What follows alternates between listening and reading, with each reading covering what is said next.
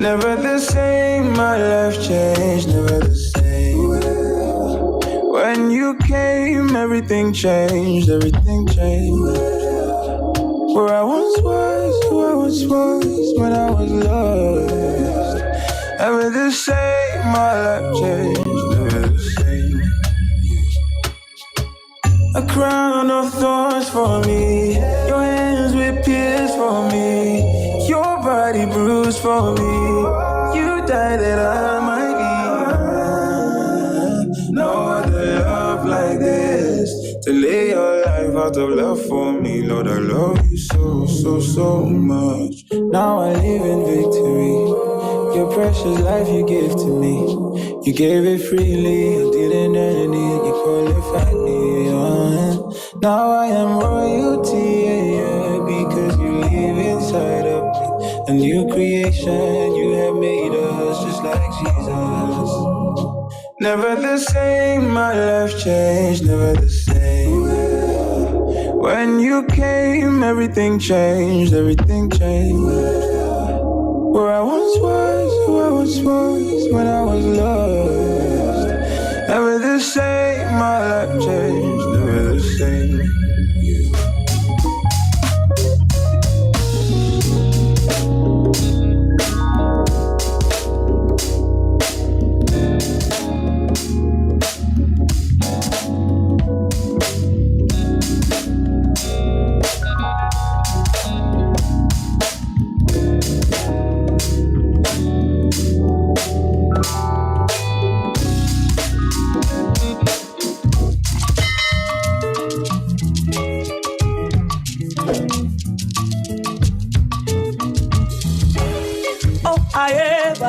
Ade, oh aye, bada, ade, I even do the guy, aye. Now the short thing to do. When God he put some for your mouth, yo, and melody in your heart, yo, give him thanks, so. Cause now the short thing to do. When God he put some for your mouth, yo, your heart, yo, give him thanks, so. Cause now the short thing to do. If I tell you story, yourself you no go believe. Now the thing where I see, now I are the young you story. Everything where I get, oh, no be by power, no by grace, oh. Now why are they always give and praise, oh. But now the short thing to do. This God done put some for my mouth, yo, and melody in my heart, yo. Give and thanks, oh. Cause now the short thing to do. Ask God, he put some for your mouth, yo, and melody in your heart, yo. Give him thanks, oh. Cause now the short thing to do. Oh, aye, bada, aye. Oh, aye, bada, aye. I even do the die, aye. Now the short thing to do. The short thing to do, not to give him praise for the one way he been do. The one way they do, the one way they about to do. Whether he good or bad, oh, praise him. He lack and plenty, praise him. For all the testimonies, praise him. Cause now the shopping to do. As you buy motor, praise him. As you build your house, praise him. As your level change, oh, praise him. Now the shopping. Hey, I know. If I know. Give him thanks, so and I deserve it.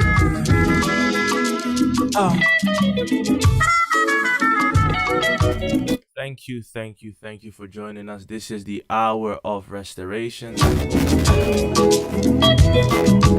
We are coming your way live on Facebook and on YouTube each and every week with a new topic and sometimes with a new theme. Say, shorten. Tell a friend to tune in today or right now has started a new Hour of Restoration show from 10 a.m. to 12 p.m. live on YouTube and on Facebook. Shorten. Make you always take give and blow. If you have been keeping an eye on our social media pages, you know that today we have a a different kind of show. When you build your house, so But tell a friend to tune in. After this song, we'll get straight into the show of today. You came, everything changed, everything changed. Where I once was, who I once was when I was lost. Never the same, my life changed, never the same. My king is true, born in a manger. To a virgin woman, the word was given and he became man. Everywhere you went, signs and wonders that made the people wonder. What manner of man is this that can make the lame walk and the blind see? And he came, everything then changed. He gave me a new name. All the old things were passed away. With his blood he washed away. All the guilt and the shame. Now we stand and proclaim in Jesus' name. Never the same, my life changed, never the same. When you came, everything changed, everything changed. Where I once was, who I once was when I was lost. Never the same, my life changed, never the same. A crown of thorns for me, your hands with pierced for me, your body bruised for me. You died that I might be. No other love like this to lay your. Once again, a big thank you for joining us today. This is the Hour of Restoration. If you have been keeping an eye on our social media pages, you know what we are about to talk. What we will discuss today. Last week we had a wonderful topic. We were talking about the devices of the enemy. That is the theme we are handling this month. We started last week with a topic called the media, right? How does the media influence us? How does the media direct us? What is the impact of media on our mind, on the way we dress, on what we even eat? So if you missed that one, you can re-watch the show on the Hour of Restoration on YouTube. And today, one of our sisters has prepared a special show for you guys. So tell a friend to tune in. In a short 5 minutes, we'll get straight into the show for today. Once again, if you have any questions, if you want to say or something or have comments, something, you can drop them in the Facebook live session or on YouTube live. Tell a friend to tune in. We'll be right back in 2 to 3 minutes. Now we stand and proclaim in Jesus' name. Never the same, my life changed, never the same. When you came, everything changed, everything changed. Where I once was, who I once was when I was lost. Never the same, my life changed, never the same. A crown of thorns for me, your hands with pierced for me, your body bruised for me. You died that I might be. No other love like this to lay your life out of love for me. Lord, I love you so much. Now I live in victory. Your precious life you gave to me. You gave it freely. I didn't earn it. You qualified me. Now I am royalty, yeah, because you live inside of me. A new creation, you have made us just like Jesus. Never the same, my life changed, never the same. When you came, everything changed, everything changed. Where I once was, who I once was when I was lost. Never the same, my life changed, never the same. Well. Thank you guys for joining us. This is the Hour of Restoration. Got a few comments about the volume of the mic, but it should be well right now. So if you guys notice that we need to increase the volume a bit, keep sending us the message behind the scenes. We'll try to fix it as we go. But thank you guys for joining us today during the show. Thank you guys for keeping an eye on our social media pages. Big thank yous to the people who have been following us for a very, very, very long time. Before you know, this is episode number 249. So every week another episode is being added to the list. And if you think and if you believe that there is a particular topic which we have not touched, which you'd like us to touch, know that you can send us a private message. We'll try to make it part of today's program or next week or next month's program. So with that being said, once again, a big thank you. I have two sisters with me here today, my sister Steph and my sister Helena. Why are you laughing? Yeah, good question. Why are you laughing? Huh? Are you so happy? Right. Let me see. Yeah. Helena, Yeah. right? Some people have been following us on social media, and without long introductions and stuff like that, you posted a video on social media, right? About today's show. Can you tell us what the video is about and what we are about to do today? So today I prepared a show what has to do with photography, because I have been the photographer of our restoration since like the beginning. And it all started like a hobby, and this year I decided to do something with the HR family so that I can still practice my photography skills, but also how can I like how do you say it? Combine it with like my belief. How to combine, let's say, your passion with your faith. With my faith, yes. Oh, okay, nice. Yeah. And Sister Steph, and what's your role in today's show? Have you been assisting Helena? Have you been guiding Helena, or so? What is your role in what Helena is doing? Well, my role today is just to support and also like look at what she has done for this project that she's going to present today. But also we're going to discuss, I think, like her journey so far, because she started somewhere. I've been there from the beginning. From the beginning, you were there, right? You need your day ones. Yeah, true. Cool. But before we really get into what you have for today, last week, of course, we discussed the topic of the theme, the devices of the enemy, and we looked at the media. And one way through which we also, let's say, share our photography content, for example, is also through a form of media, and that is social media. So I have a few questions about that, and afterwards we get straight into your presentation, which you have prepared for us today. Right. So my first question to you is, like, last week the minister discussed certain things about social media and media in general. Right. So when it comes to your photography, like what platforms do you usually use to, let's say, publish your pictures, and what are the other platforms that you use for your photography? So I have an online portfolio, so like a website where I put all my pictures. So people can find it. Can find it.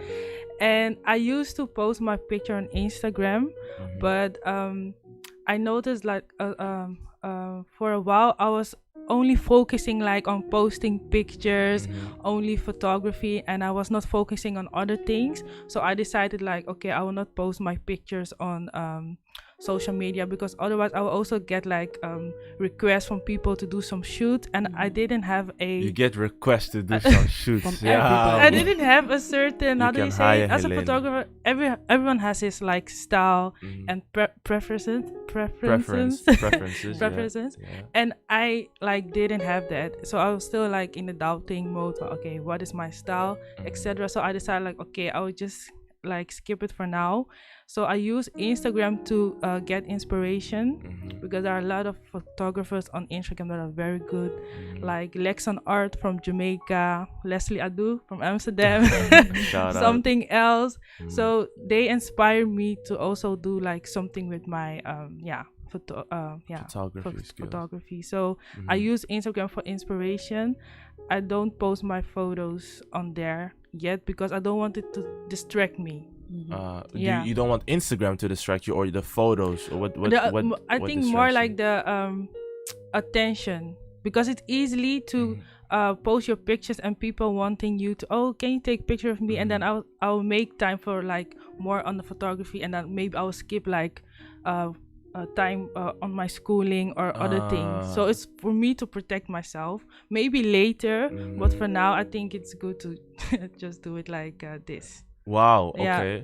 So, like, are you saying that there is a certain pressure that comes from you placing your pictures on Instagram? Yeah, because for me, sometimes having the right balance, it can be hard for me, if I'm honest. So I'm looking to myself, okay, what would it wat het effect van mij zou zijn, zeg maar, als ik constant foto's zou posten, zeg maar. Ga ik echt focussen van, hoeveel likes heb ik? Nee, ik heb niet genoeg likes, ik ga het verwijderen, weet je? Okay. Dus, so the fact that the maybe that social media platform draws your attention so much that you maybe start focusing on the likes and focusing on the comments. True. And that is something that you are trying to avoid. Yeah. Right? So you deal with that pressure by not using it. Yeah.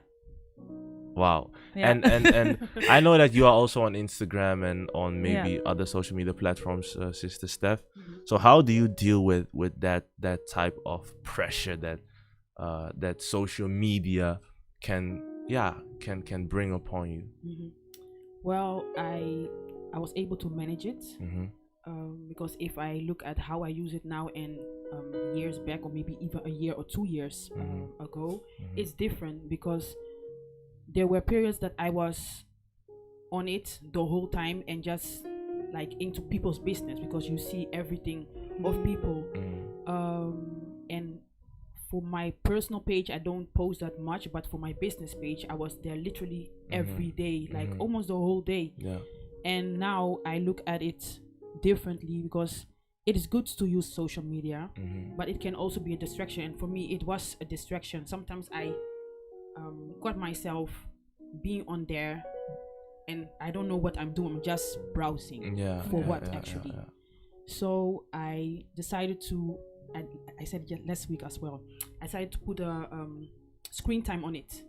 So when 15 minutes passes, I know 15. Yes, I know that it's done. It's finished, and I can calculate or even see according to the statistics how long I have spent on social media. Yeah, and it helps me to see that as well, because every week you see it decreasing. So it's a good thing for me, because I see that it's a waste of time to be on social media for me on Instagram. Yes, that's cool. Yeah, because you hear from a lot of people, and in a short 5 minutes we'll get to your presentation, but you hear from a lot of people that when they are on social media, you experience a kind of peer pressure. So Steph, could you move your mic a bit closer to your mouth? Yeah, so a lot of people experience a kind of like a peer pressure kind of thing. For example, young men. I'm a young man myself. You go on Instagram, social media, whatever type of platform, you get that pressure that you also need to have what other young men in your age range and even older already have, and they have worked for a long time, but you think that you have to have it immediately. And also I can imagine that different women also have that type of feeling. So that was why I was asking that question. And I have one last question before we get to your presentation. The minister last week discussed how the media in the broader sense of the word, so all type of media, not only social media, right, has the ability to influence us and make certain suggestions which we then follow. He used the example of the All-Stars, right? It was outdated, but media brought it up and we all went for it. He used the example of smoothies, also in food and stuff like that. Nobody's paying it any mind. The media sells it to us and we buy it and accept it. So Helena, how do you deal with media suggestions, right? So maybe on Instagram you get advertisements, right? Yeah, do a lot. this. But how do you deal with that? How do you deal with those suggestions? A lot. When he came with the smoothies, I feel I feel that because now, because You are buying smoothies. I've been drinking smoothie for a long time, but now everything is connected. Google is connected with Instagram and Facebook. So Yeah, if you yeah, type smoothie recipe, now I see smoothies on Instagram and Facebook. And I was just scrolling, and I'm now seeing detox and stuff. And Yeah, it was yeah. like, oh, I do want to do that. Yeah, I'm not going to lie. It's like, oh yeah, I also want to do a detox, for my body. So it like, yeah, it does trigger me to go and buy like a detox box, but detox box, I haven't bought it yet. But I was almost. But it's not something bad, but it's being like I didn't really ask for it. It's like being there, like, okay, I'm seeing every day. So now you're going to think, oh yeah, it might be good for me. Let me just try it. And so they make money. Yeah. So that's Yeah. good what you said. Yeah. Or maybe that is something that I want to look at, because you said it's not necessarily bad. Yeah, it's not bad. Right. No. And what do you think, Steph, when you see how the media is sometimes suggesting ideas, because now we're talking about food, you'll see the same thing in politics, you'll see the same thing in entertainment, in sports, in education, in everything. You see the media in the broader sense of the word giving us suggestions and leading us a certain way. Is that bad?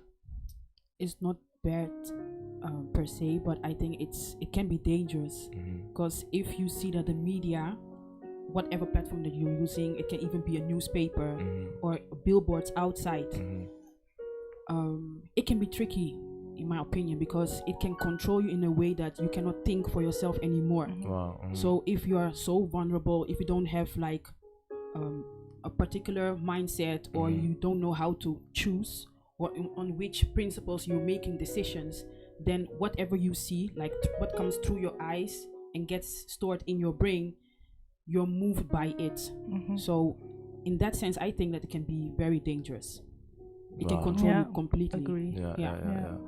So that is a good one. And to move towards the next part, Helena, whilst the guys, Mr. Anand and Randy set up the presentations, we are now about to go into what you have prepared for us today. Can you already I'll tell. Give us an elaboration on what we are about to watch? So like I said, I did a project with a HR family, and I asked everyone to give me like 3 words that describe them as a person. And based on that words, I made a mood board for everyone based on the words, and I picked a location like for everyone and the setting, so that I can take photos based on the words, just like storytelling photos. And that is what I did with everyone. And the reason I chose to do this is because I remember I was talking to Sister Stephanie, and she was like, you haven't done something with your with photography for a long time, maybe you can do something. And she just gave me a deadline, and she was like, you're going to give me an idea. So she gave me like the push, and I was like, okay, she's right, I'm going to do that. And then the idea just popped up in my mind. So she gave me like the push to do something, and I got the idea. And she also told me to make a planning so that I will not be distracted while I'm doing the project, because you can be distracted by everyone like comments or advices. Like one day I had a photo shoot, I think 4, and at the end of the day, 4 photo shoots. And legend. you having opinion, she having opinion. Like if I don't stick to the plan, so that helped me a lot. And I'm glad that you pushed me to do something, because now I have something like to show. Great. So I think that the guys are ready to commence. So I think you can take off. I'll hand it over to you guys. Okay. So I made a presentation, and okay.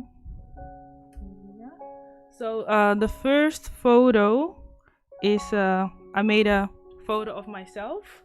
but I first will put on the words. Uh-huh. So these 3 words that describe me. And the first one is photographer, nurse, and cheapskate. Let me see whether it's already. This. I think Yeah. that the people already. Oh yeah, it's already live. Okay, Yeah, the it's people are already seeing it. Cool. Okay. Continue. And so these are my 3 photos. So as you can see, photographer, nurse, and on the top you can't see it very clear, but it's on the paper it's written discount. Discount. Discount and euro taken Yeah, and a yeah, percent yeah. taken. Because You I are think now Madame you know me Discount. now. Yeah, I know. I really like to buy things that are in the sale, and it's not because I don't have money, but You have enough, eh? if you can if you can save money on things, you can save more. And that's my goal. It's not being I'm cheapskate, I don't want to give out money, but yeah, it gives a certain like that satisfaction. Yeah. Nice. So these are my 3 words, and then we're going on to the next one. Wait. Let me ask you a question. Like yeah. you put photographer, but I never really asked you, like, where did your passion for photography even begin? Like, how did it even start? Yeah, true. It started like 4 years ago. Yeah, we're in September. Yeah, 4 years ago I bought my camera. And it first started with my phone. I was just taking photos with my phone. And I remember that my sister Abigail, she always asked me, Helena, can you take photo of me? Can you take photo of me? And when I was growing up, I was like, hey, yeah, I do like it. Let me just buy a camera. So I just bought one. Abigail wanted many pictures. She was a picture queen. Hi, Abby. So I decided to buy a camera. I think the first, a Canon I bought. And then also Sister Stephanie started with her business in September. Yeah. Wow. It was 4 years ago. 4 years ago. Yeah, in the So it same. was exactly 4 years. Wow. Yeah. We also need to do an interview about Steph's business. One day. Yeah. So and then she had her first like workshop, and I was like, can I take photos? And she was like, yeah, of course you can take photos. And then I started my journey with Naduku, actually. Naduku. Because every time she and Naduku is Steph's business. Right? Cool. So I practiced a lot there with Naduku, and so I did different things. I also did a workshop by Leslie Adu. Told me also very good tips. So yeah. And the nursing part, is that like your job? Is that Yeah, that's my profession. That's your profession. I like that. Cool. Yeah, so Yeah, I think it's also good for the people to know where you came from. And as you said, you have an online portfolio. Will you share the link with people online, or is that for now you keep it to yourself? Yeah, I will share. Oh, so people can watch my photos. And you also said that I think you said that you had a few shoots, like people hiring you. Is that also something that you do right now, or is that something for the future? I can do it on someone on request, because I don't. Oh yeah, that's something I want to share if I have time. But because I did some shoots, and during that different kinds of shoots, I got to know like what is my style and what I like and what I don't like. Wow. So that will help me. So that will also help me when someone comes to me. With a request. I don't accept like any shoots just like that. Okay. So people can ask, but they need to know that I don't do every shoot. Wow. Okay. So you need to publish your online portfolio so then people can see whether they want it or not. So you can go to the next one. Brother Randy, he had the words bold, helping, and jollof. Wow, bold, helping, and jollof. And this is what came out. I really like the photos and his words. Like the jollof part, I was like, wow, Randy, he has given me a task to make jollof. So Randy and jollof. Yeah. Wow. So the bold one is like, ik ben niet goed met links en rechts hoor, but on the upper left, that is the bold one. The jollof is on the right one, and beneath is the helping. So I really like took my time and think like, okay, how I'm going to project this. So this is what came out.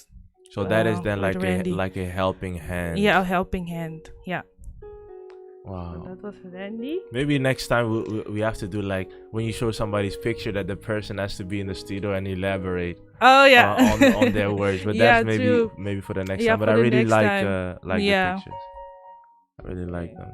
Okay, go to the next one. The next one is Talisa. She had the words passion. And are these all, sorry to interrupt, Oh, yeah. are these all like only HR members, right? Yeah, only HR members. Oh, okay. Yeah. Cool. Her Wow. photos. Chin. And Chin. It Chin. wasn't easy. It wasn't easy. She's because laying Chin, on grass. Wow. Chin. Talisa was my last on the day that I have 4 shoots.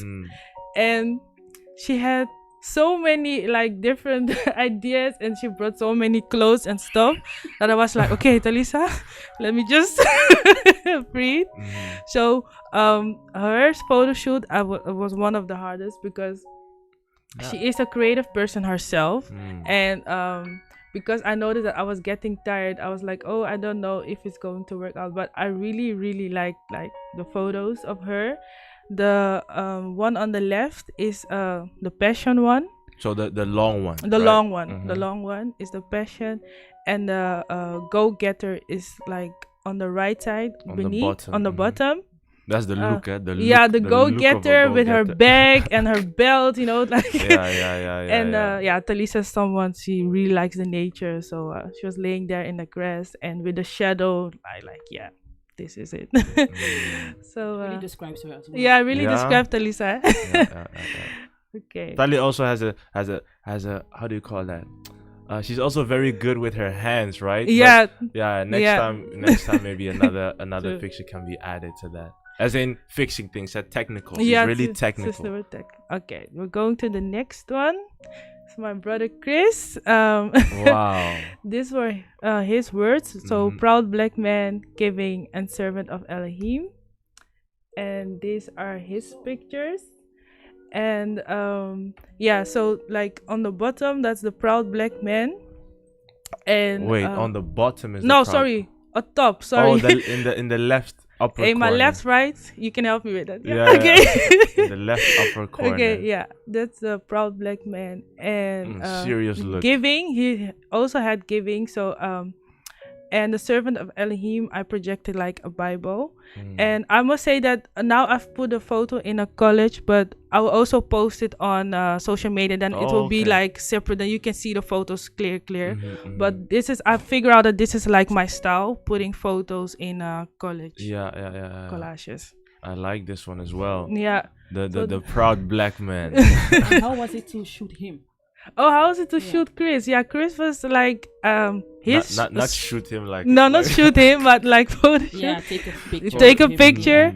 His it was the shortest. He was really like okay, let's do this. Like I think it took like 15 minutes, and it was my first time doing like a shoot with him, and hij was heel meegaand. Like he was really easy. Yeah, and relaxed, and so because I was excited. Yeah, I was a bit nervous because I haven't done a shoot with Brother Chris before, but he helped me. So it was it was fun. Nice.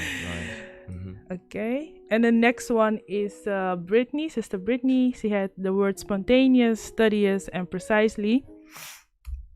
And are the pictures that came out on the what do you say it? Right, left, boven, left precisely. in the upper corner. Yeah, in the corner, you can see her that she is like measuring something, Hey. and that is very like Brittany. She like everything to be like precisely perfect, no jokes. So that's very Brittany. No jokes. And she's always she's very someone who likes to study. So that's why with the book, and spontaneously, she's very like spontaneous, always happy. So this is Sister Brittany. And how was it like I like the question which Steph asked, like maybe when you reach a person you can also tell us like how it was to Oh yeah, how it was. Yeah, this shoot was it went well because I've taken pictures with Brittany before. So yeah. Were there like any challenges during I had some challenges with the light. the light? The light with the sun. Because that can be because the sun was going it was, how do you say it? Almost Het ging evening. weg en het kwam weer, zeg maar. Dus it's like, oh, I see the sun. Okay, now you need to stand like here, or now you need to stand like there. So that were So you had to adjust positions the whole time. yeah. And do you like usually use like, because that is something I think they would call it like natural light. Yeah. Do you usually use natural light, or do you also use like studios with artificial light? I prefer natural light because that when I'm editing the photos, it give a like a smoother, how do you say it? Like a glow. Yeah, then because using a flashlight, the light can be hard. And some people like it, but I don't know. I do not always like it. But like the photo of Randy, I did it in the studio with studio light. Yeah. And like Brittany, I did outside. Talisa did outside. Brother Chris, I did it like inside with also with natural light. Yeah. So like everything is possible. It's just as a photographer, you need to know what kind of light editing you like. And also depends on the request, I think. Yeah, right? also on the request. Yeah. Cool. Right, nice. Yeah. And then I have Brother Enrique. He had the word character friendly and music. And his photos I also did in the studio. So these are the pictures that came out. And what I found challenging with you, Enrique, is that you always have a lot of ideas. And maybe Helena, maybe we can do this. But I like this one. And so you're very enthusiastic. Is great, but sometimes it was like, okay, let me just do my thing. But you also gave me like the rhyme to. So it was just fun. And like the photos, very sharp, very nice. If I see this, I just see you, someone who likes music, writing music, your character, always friendly. So And I do have a question, right? Yeah. Because you, I think you mentioned it 2 times that sometimes you have certain photo shoots where you are dealing with people who also have a lot of ideas. Yeah. Right, and you.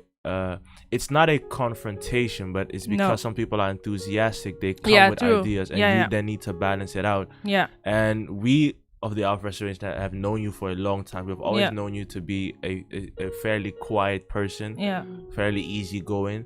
How do you deal with that, right? Does it mean that you have to be like more assertive when addressing situations like that? Or how do you make sure that you still stick to your plan? So what I noticed when I was doing the like the photo shoot, I think that at a certain point I started like, okay, hey guys, this is what I'm doing. So please like give me the space to do it. So like I think how do you say it? Benoemen, zeg maar. Mentioning things like what you are thinking, so that you may know what is going on. Because if I say nothing, some people just continue. En dan gaan mensen gewoon over me heen. En het heeft jaren geduurd. Like now I'm getting there. I'm going towards the om assertief te zijn. But it's still not always easy for me. But like I've noticed that if you tell somebody what you want, ze gaan je heus wel aanpassen. Maar ik moet het aangeven. That's right. So that's a good thing. I'll just try to translate that. So you are saying that when you state your opinion or state your plan, your direction, many people will also be willing to adjust to that. But the thing is, you have to say it. You have to make people know and make them understand what you are trying to do. Yeah. Right. So nice. You can. Nice. I think we have 2 people left, right? Don't even know about it. I think so. Yeah, I'm serious. We have 2 people left. Right. Okay. It's brother James. James. He had the word power, mind, and music. And these are his pictures. And his like the day of the shoot was a bit last minute. So that was also fun. Like, how do you, because we hadden een afspraak gemaakt voor een dag, but because of certain things, we just went to his home that day, and I was like, okay, we can do the shoot, and he was like, yeah, we can do the shoot today. And what I really liked was that the fact that it was dark outside, so I could take advantage of like that. And this is what came out of this shoot. So this was power, mind, and music. Power, mind, and music. Mr. James, we salute you. Yeah. And I really like the fact that you said, so this was like a spontaneous shoot. This was not even planned. No, right? Not on that day, no. So you saw that it was dark and you just adjusted and found a solution to that. That is a skill on itself to be able to adjust to your environment and your situation like that. So very nice. Yeah. Okay, and then I have the last one. The last one, Sister Stephanie, one of my favorite shoots. Kijken. It was also a bit spontaneous. We went to the beach and like, okay, let's take advantage of the like, how do you say it? Place. So Stephanie had the words tuku, compassionate, and structure. And these are her pictures. Yeah, and I really really like the first one on the top that resemble the word compassionate. And duku is the on the bottom right. And for structure, I used her hands and like it was a bench, I think. It's a bench. Yeah, something like that. And I use it because the like the patronen zijn ook gestructureerd. And you use your hands to create structure. So that's deep. That's deep. That's nice. Wow. So good one. Yeah, so that's what I did with like all the words. Like think, okay, somebody gave me a word. How can I bring it, but not a bit like not too simple, but make it a creative, fun way for myself. To also challenge myself. You know, if maybe in the future I do more with photography, that I can show my work. Like, hey, this is my work, my portfolio. Great. So I really, Steph was the last one. I really enjoyed the shoot. It was challenging. It was fun, and I hope to do more things with you guys. But I have a question though, because you have taken photos of me like so many times. Oh yeah. What was the challenge this time like for me? Because maybe there's something specific or significant about it. I think on this shoot you were very, very relaxed and really relaxed, and you were like open for everything, because you are a person you can be strict. And this day you were so, I don't know, it was the beach, I think. She was so happy, So I was like, oh yeah, it's going good. She was like, yeah, I can do this and I can do this. So it was very like easy. But the more you connect with people, the more you walk with people, it get easier to take photos. Like also with Henrique, when I'm with him, I can take photos with him easily because I've done it so many times. So So great. Yeah, really thank you for the presentation.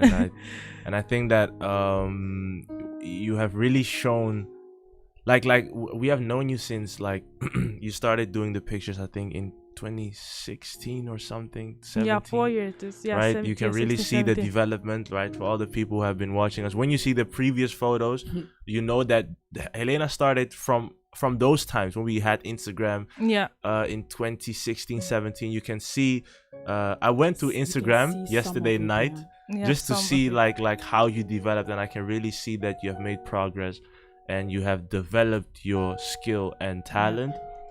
So thank you for that. And we are rounding up. Maybe you have last words to people who maybe also have something that they want to use, because you called it combining your passion with your faith. True. Right? Maybe you have last words and then we can round it up. Because what I want to say is that at a certain point, I thought like, okay, I can do nothing with photography because all the photographers you see outside, they do like the profession in like modeling or Hollywood shoots or moving shoots. Yeah, people are being naked, people are doing this, that. So I was like, how then can I make use of my talent that is given to me? And I was like, I just need to think like close. Who are the people that I have around me? What can I make use of it? Like the art of restoration.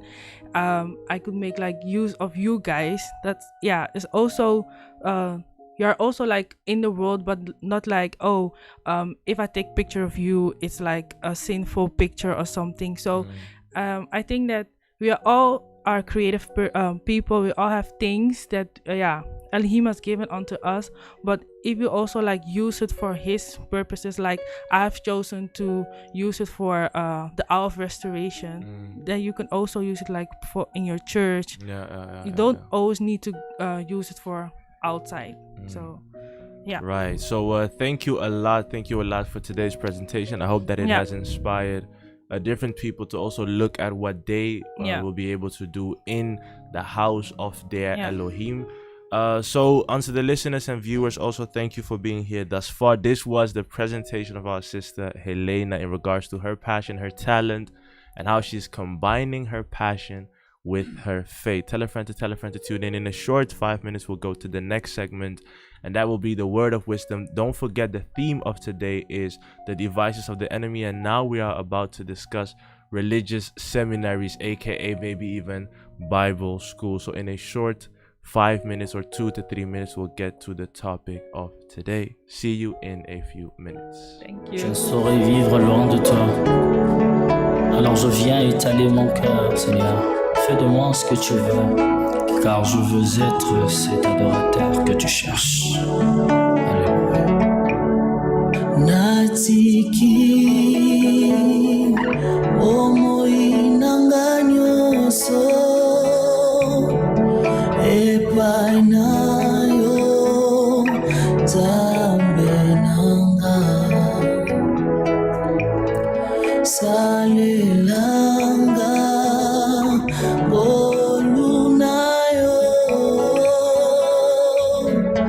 kinona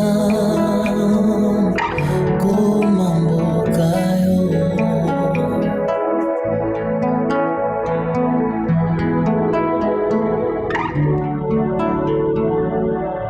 natambwisa kibomo inase ngai moko nazuaki eloko moko te baningananga kaka pasi ebolozi na bamawami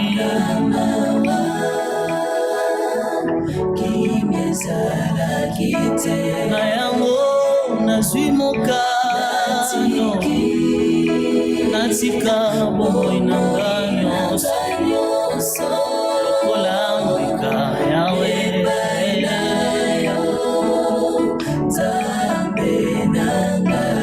molupe mawa na yo nazosenga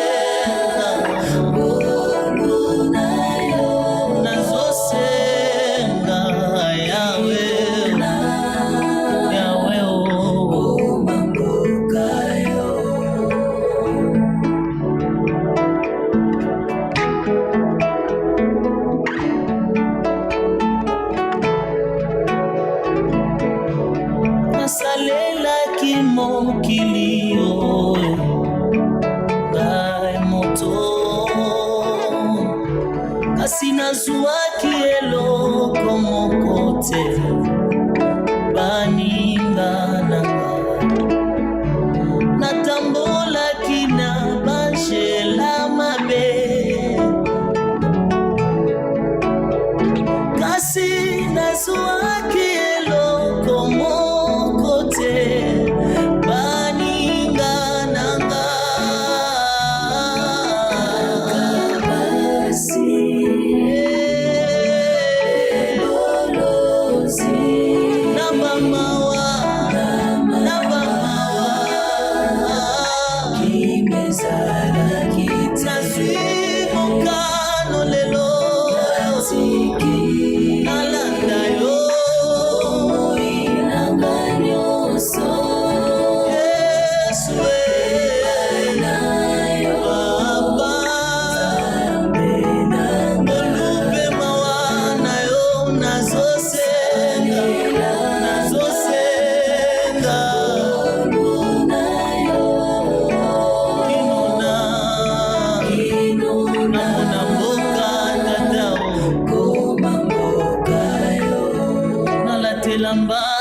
pembe o nayemba elongo na banche salanga ngoluye salanga ngoluye nasanga lola te namona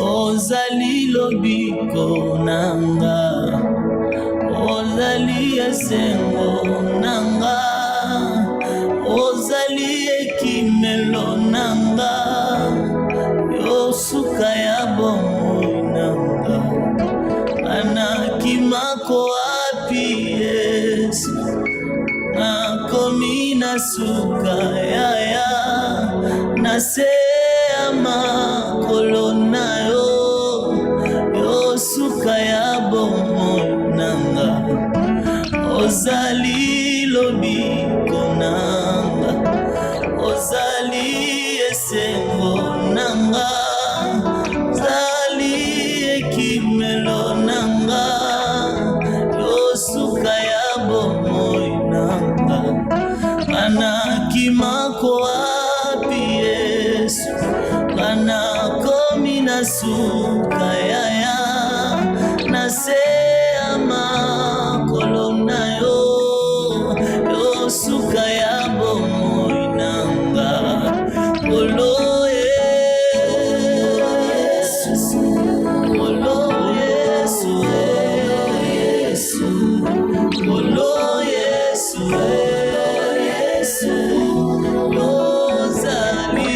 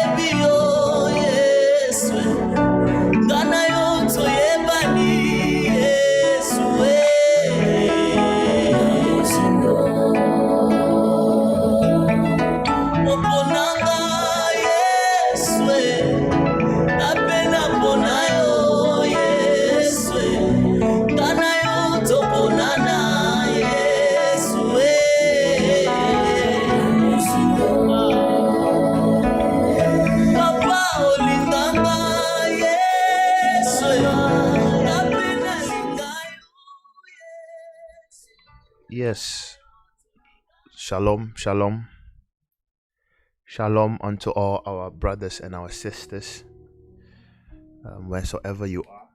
We rise and we give honor unto Elohim for yet another opportunity that He has granted and given unto us to be found alive in this day and age with your mind still functioning. It is a blessing which is coming from our Father who is in the Shamaim. As we rise and we give honor, we bear record that there is but one Elohim, and that besides him there is none. He is the old, unseen one.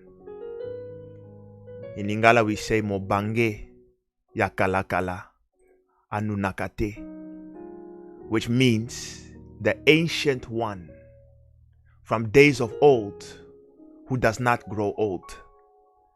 He is the one who Daniel saw the similitude and said, behold, I saw one who was gray-headed. That is the ancient of days. He is the invisible one whom many have seen in similitudes, but none have seen his shape nor form. We sometimes make references and say he who presides in the heavens, but the heavens cannot contain this one. So we thank Elohim for this opportunity that he has granted unto us. We thank him for the mercy that he has shown unto us. We thank him for his plan of salvation that he has revealed unto us. We thank him for his servants that he did send unto us.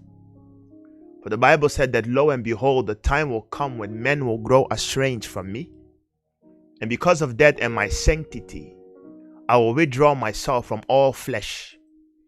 And in that moment, if there is no one that is able to stand between me and my own creation, then we will have a problem. And because Elohim knew his very plan of salvation, he always set aside for himself a few men, not women, a few men, whom he filled with his spirit, whom he called, whom he taught for years, whom he tried, and after they have proven themselves faithful, he would send them to a people. And as he sends them, he will tell them, listen, my servant, I send you unto a stiff-necked people. And they will not listen. Yet, because of principles, go. And so we thank him for all the prophets that went before us, beginning at Moses, who gave unto us the law, and all the other prophets, Eliyahu, Yeshayahu, Yerminyahu, Yazakar, Joel, and all of them who cried aloud and spared not, who many killed, many rejected, who many killed, who many killed, many rejected, and many refused to listen to. And as it was in the days of old, so it is also on this day. Whereas we are blowing the shofar, and we have been blowing the shofar, not many are interested in listening. And yet Elohim has pressed upon us and said, go ahead and spare not, and tell the people where the danger is. So as the brothers have seen and have told you guys how for years we have been blowing this trumpet, and from the beginning until now, our message has never changed. The message will not change. We will continue to preach the Bible, but yet preach against the status quo. And this is something which many people do not really understand. They are like, how can you guys speak against things like Christianity and yet still use the Bible? To them, it is a mystery. Fun. We don't understand. How are you preaching against the status quo and yet you are using the Bible which they made? And my question is, who made what exactly? If you look at the Bible and the customs in there, and you compare the Western traditional customs of life, how can you then make the conclusion or draw the conclusion that the Bible is a book written by white people? So if you can make that statement, it already tells me that you are removed of your culture. Because if you are someone who are in line and are embedded within your own black culture, you will see that the traditions of the Bible, especially the Old Testament, all of them is black culture. For example, if you come to the Western way of things, you'll see the way that they name things. They name things out of osmosis. Out of someone can be called Tim Geel. Someone can be called Herman Brood, meaning Herman bread. They name things out of osmosis. But if you look at the naming ceremony is a special event. It takes days of consideration, and we name things after events and occurrings, not out of osmosis. None of us is ever called bread in our culture, but many of us are called God. Many of us are called He that has power. Many of us are called the ancient and the wise. Many of us are called He that will suffer, because we name things after events. So when you read the Bible, and behold, one was called Peleg. Why? Because in his days the earth was divided. That is not Western tradition. It's black. It's Bantu. So what are we speaking of? When you read the Bible, the very first beginning, the Bible says, and in the beginning, Elohim. In the beginning, Elohim. That word Elohim, whom they in the Hebrew now called Elohim, but in our Kikongo it is called Elimo. Long before the Westerners came, we already had that in our words. If you look at the Kikongo alphabet, from the beginning to the end, the way we count 1 to 10, our correlation of 1 to 7 is likened unto the story of creation. 1 in the beginning, that's how we call it. 7, Samba, we call it Samba, the 7th day. In Samba also in Kikongo means the day of prayer. So every correlation that we have in our tradition, we can find the roots of it in the Bible. What European can tell you how 1 to 10 is correlates to the day of creation? Show him to me and I will clap for him. But he doesn't exist. He doesn't exist. The same book of Genesis, when it tells you, and behold, there was a garden. In where? Eden. Where in the world will you find Eden? If not in the shores of Africa. Where will you find Eden? The 4 rivers, where do you find Eden? They'll tell you Euphrates. Which Euphrates? The Zambezi River, the river of Elohim. Where is it found? If not in the borders of Zambia. Where will you find it? Lands like Zambia. So, be intellectual, my friend. Do not let someone tell you that you are using a white book. Everything about the Bible, from beginning to the end, is black. Everything about the Bible, from beginning to the end, is black. Look at some of the other traditions. In our custom, the Bantu people, when a woman has her menstrual cycle, she's not allowed to cook or give anything that belongs to food to a man. We had this custom from the beginning until now. Before these Europeans came and wanted to subjugate us. Where do we get this custom from?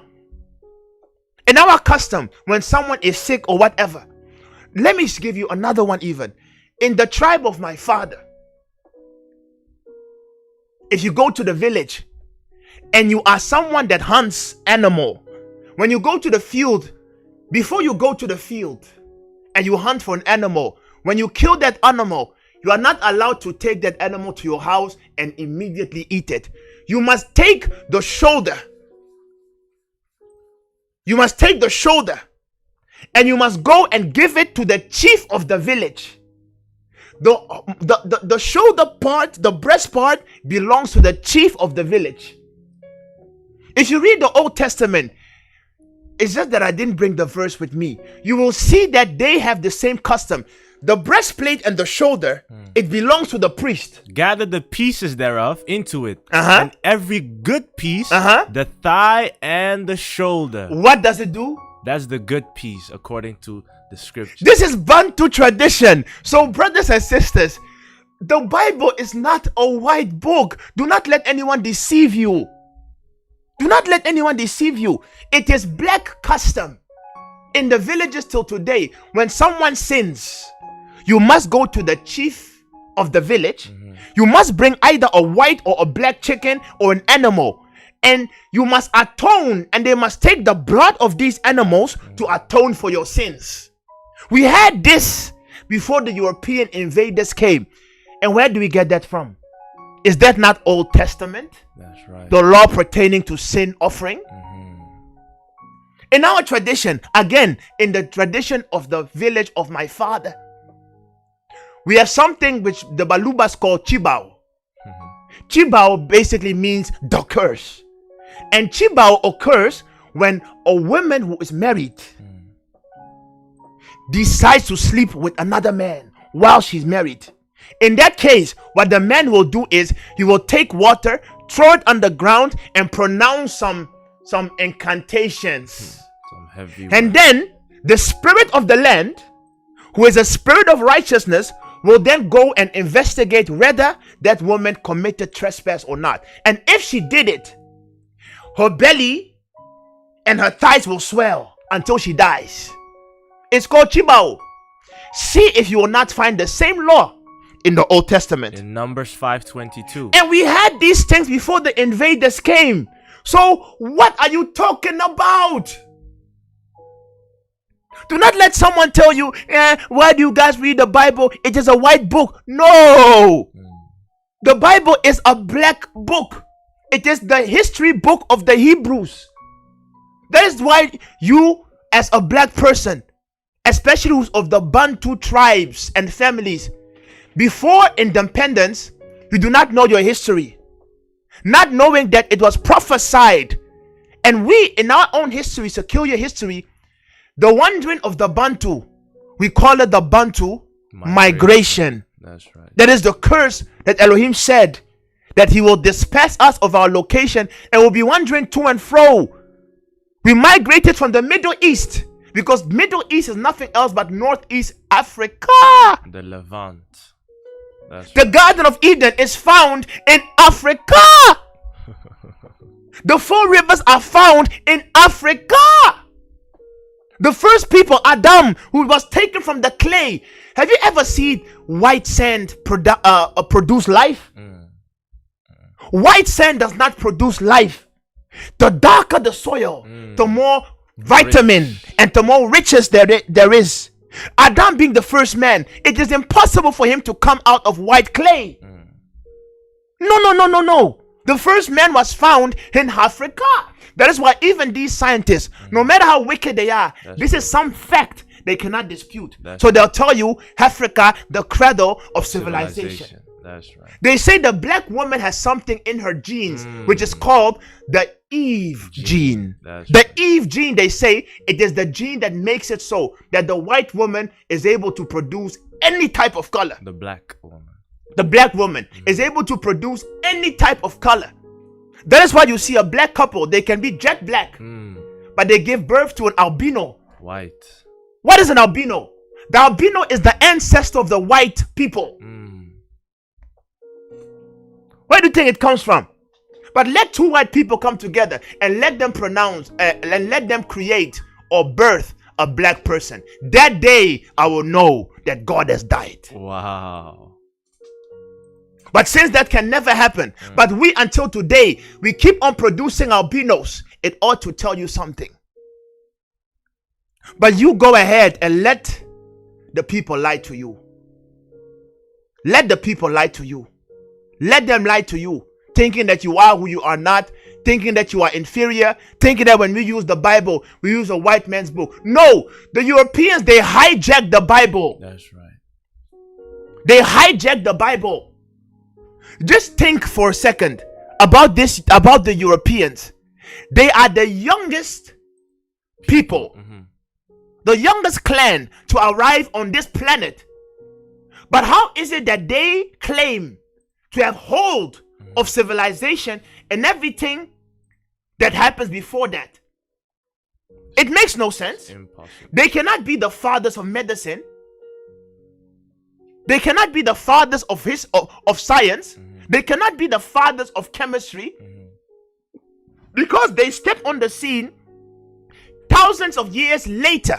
But before that, the blacks were already there. That is why, to you scientists, you have to think and really reason. Up until today, the most difficult part of math or of science, it is called chemistry. What is chemistry? If you break down the word chemistry, the root word for chemistry is what? It's chem. What does chem mean? My goodness. What does chem mean? Chem comes from ham, and ham is another word for the Egyptians. So chemistry means the knowledge of the blacks. That's right. That's all it means. But they tell you Pythagoras invented what a lie from the pits of hell. Pythagoras had to go to Alexandria, and he had to go to Egypt to study under the priest of Chem.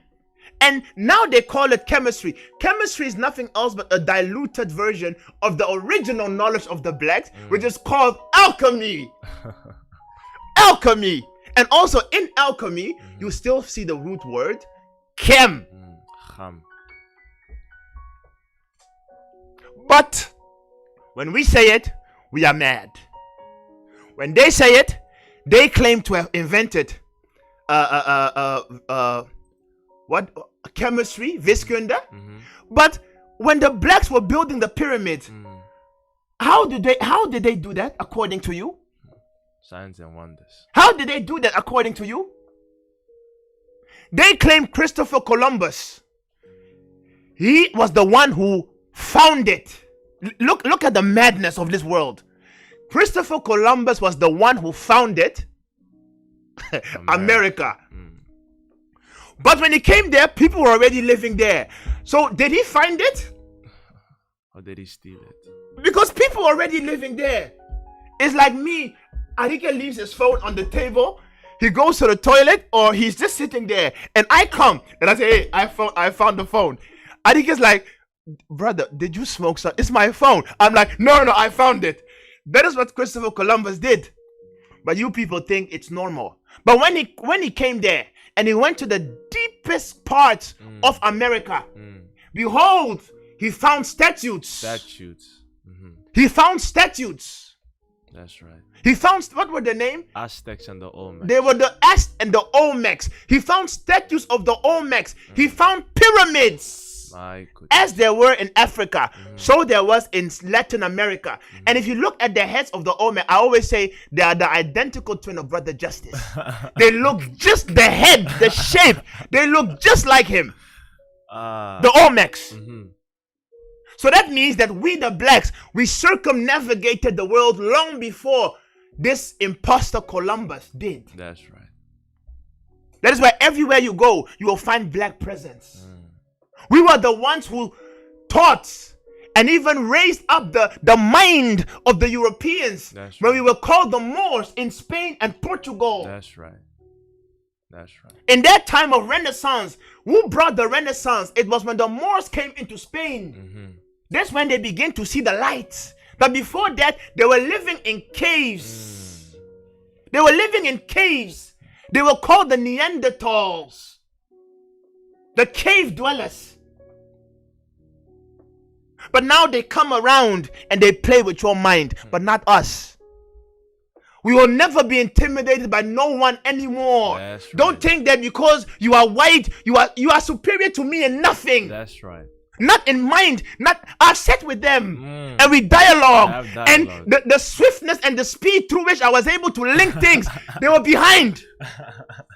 No, you should not be afraid. That's right. You should not be afraid. That's right. For a very long time, they have told us we are less than humans. They have told us we are stupid. They have said so many things. Madness. And because of that, a black person is now walking around afraid, terrified. Terrified of who? A complex. But when we say it, you guys are racist. What do you mean we are racist? When you decided to put pictures of a white Jesus in black churches, why did no one tell you it was racist? Even if you did not have any biblical sound doctrine to support the image that you place in the churches, why did no one say you were racist? Why did no one say you were racist? But when we now begin to preach and speak and reference the Bible, all of a sudden, we are racist. If that means to be racist, then consider me the biggest one. Wow. If telling the truth is not being racist, then yes, I am. Because then the Bible is racist.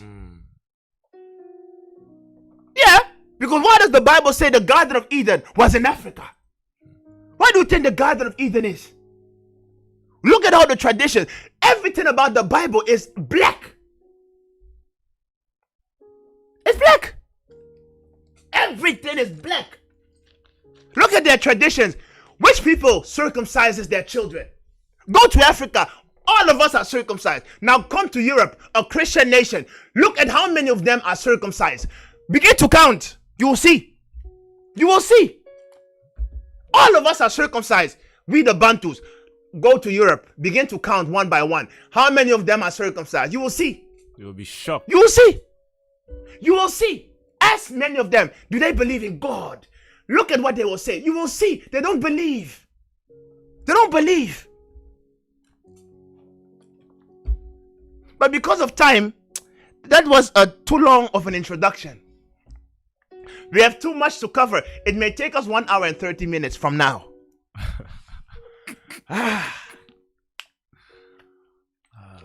This is the devices of the enemy. Make you feel like you are a dog. Religion, the root word of religion, religio, means to bind. To bind. Do not be religious. It means to bind. So what are they binding you under? It's a good question. But because of time, I will jump through so many things. I will speed up a bit and then slow down a bit. I think we need 1 hour and 30 minutes. But let's see. Hey, Dada. So, dear people, the topic is the devices of the enemy. Today we will focus on the religious seminaries. The religious seminaries. You have to think for yourself. I know many of these Bantu preachers. I know them. They have difficulty reading French. So when they take a French or English Bible, they are reading. You are like, wow, if this was in school, you'll be fired. But now they are sons of men. They are stumbling on words. And they try to explain doctrine. I'm like, even the devil cannot do this kind of madness. Someone who can barely read. Someone who can barely understand protext and context. But that is the same person who can go to a Bible school and receive a degree. He's a doctor of divinity. But you yourself know that person cannot read. You yourself know that academically that person is incompetent. But why do they still get a degree? You have to think, what is the agenda? What is the agenda? With all these Bible schools popping all over. People who failed in school can now go to the Bible school and get a degree and still call themselves doctor. And they made priests of the lowest of the people. It is a sad story. Wow. So what is the agenda of the enemy here? And how does this correlate to the enemy's devices? And how is that working against you? Arike, First Maccabees. Listen very carefully. First Maccabees chapter 1 from verse 7. So First Maccabees chapter 1 verse 7 from the NRSV version. Just so that you know, we are not part of the charismatic movement. There's nothing charismatic about this. This ministry of the Hour of Restoration, it is a teaching ministry. That's right. It means you must study and study long and study hard. That's right. You must study. When we give you something, when we come with something, it is studied. So if you are someone you don't like studying, you will waste your time. No one will brocotalize here. No time. No one will lay hands on you here. No one will make you shout and somersault. What we will give you is Bible reference. We will give you history reference. That's right. It will make you study. That's right. If you don't like studying, get the hell out of here. That's right. No. Because the black person and books, why are we allergic to books? We are lazy. No, but what is wrong with us as a people? So none of us can think clearly. Just listen to an average conversation between two black people. You'll vomit. You'll be like, but what is wrong? A conversation consisting of only words like yaman, yaman, no man, yaman, yaman. So I'm like, wait, 1 second, please. So in 2 minutes conversation, the word yaman, yaman, no man, yaman, wow. No coherent sentence, no framework, no logic, no build-up of theory, just yaman, no man, and I'm supposed to decode by prophetic intuition what you mean. That is real tongues for you. No, it's not normal. It's not normal. So this is a teaching ministry. If you like teaching, you are welcome. If you don't like it, go to the charismatic papas. They can use your tithe to pay their houses. We don't ask your tithe. We don't ask nothing. What we ask for you is to study. That's all. So we will study. Adike, 1 Maccabees 1:7. 1 Maccabees 1 from verse 7. And after Alexander had reigned 12 years. After Alexander reigned for 12 years. Go ahead. He died. Then his officers began to rule. Each one in his own place. They all put on crowns after his death. And so did their descendants after them for many years. And they caused many evils on the earth. When these 4 men, the generals of Alexander, who when Alexander died, they took on different portions of the world. Some took Egypt, others took Middle East, others took Europe, others took the another Asia part, Minor. the Asia Minor. So when they began to rule, evils multiplied. This ruling of them is also known the Hellenization period.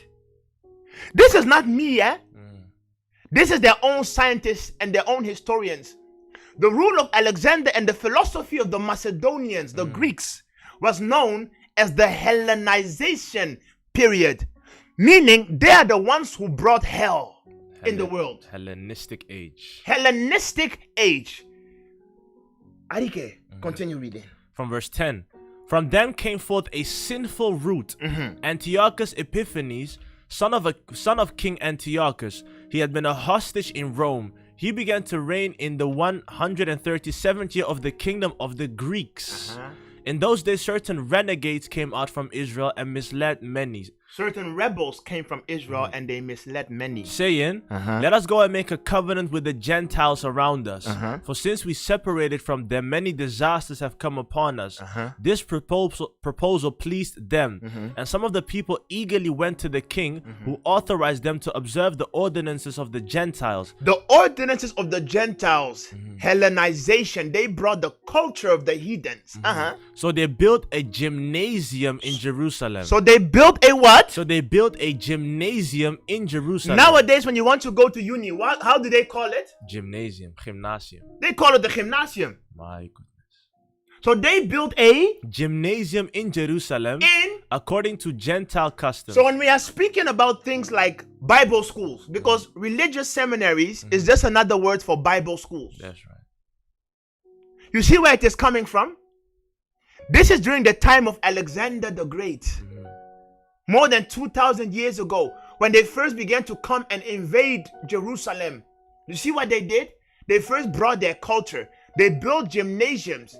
And many of the Jews ascribed to their doctrines. And so pollution happened. But to confirm that Hellenization, what I spoke of, I'll send you a link. 1. Entry on Hellenization. Please click on that and read the first 2 paragraphs. So this is called the Hellenistic culture, right?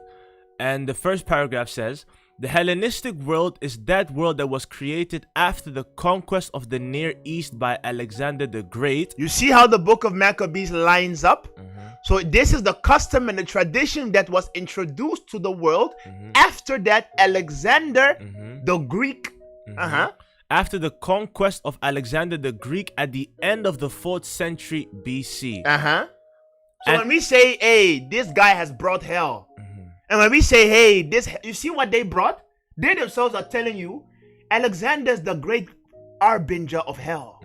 He brought hell to this world. The pioneer of hell. He pioneered the customs of the Hellenistic world and the very tenets of Western culture. The root thereof is Hellenization. That's right. So everything that these people bring, guess what? They bring hell to your house. European customs, traditions is hell.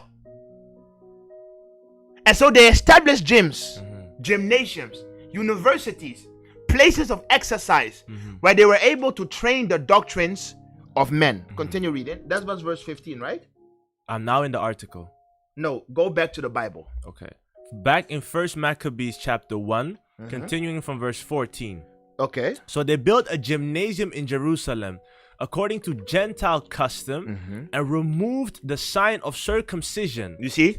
And they removed the traditions of old, the signs of circumcision. And abandoned the Holy Covenant. And they abandoned the Holy Covenant. Now jump to verse 41. The same 1 Maccabees. 1 Maccabees chapter 1 verse 40 and 1. Then the king wrote to his whole kingdom. Then King Antioch, the little horn of Daniel, wrote unto the whole kingdom that all should be one people. That all should be one people. And that all should give. Is that not what they are promoting when they say globalization? That's right. They want unity. They want all to be one, to be mingled. It's the same doctrine. Go ahead. Verse 41 again. Then the king wrote to his whole kingdom that all should be one people, and that all should give up their particular customs. All the Gentiles accepted the command of the king. Many even from Israel gladly adopted his religion. They sacrificed to idols and profaned the Sabbath. And the king sent letters by messengers to Jerusalem and the towns of Judah. He directed them to follow customs strange to the land, to forbid burnt offerings and sacrifices and drink offerings in the sanctuary, to profane Sabbaths and festivals, to defile the sanctuary and the priest, to build altars and sacred precincts and shrines for idols, to sacrifice swine and other unclean animals. You see who brought all of this? Who polluted the Hebrew sanctuary? And to leave their sons uncircumcised. So I'm laying a foundation here, and I'm showing you how the people of Elohim were destroyed and how that same deployment and tactics are still being used today. Because when this happened, that is when the temple was utterly destroyed, and that is when destruction came. So when this happened and the children of Israel were being destroyed, Elohim was losing interest in them. And after that, the Greeks came. The successors of the Greeks were the Romans. Right? The Romans then came and they took over Jerusalem, because the power of Israel, of Elohim, was already gone from Israel because they polluted the sanctuary.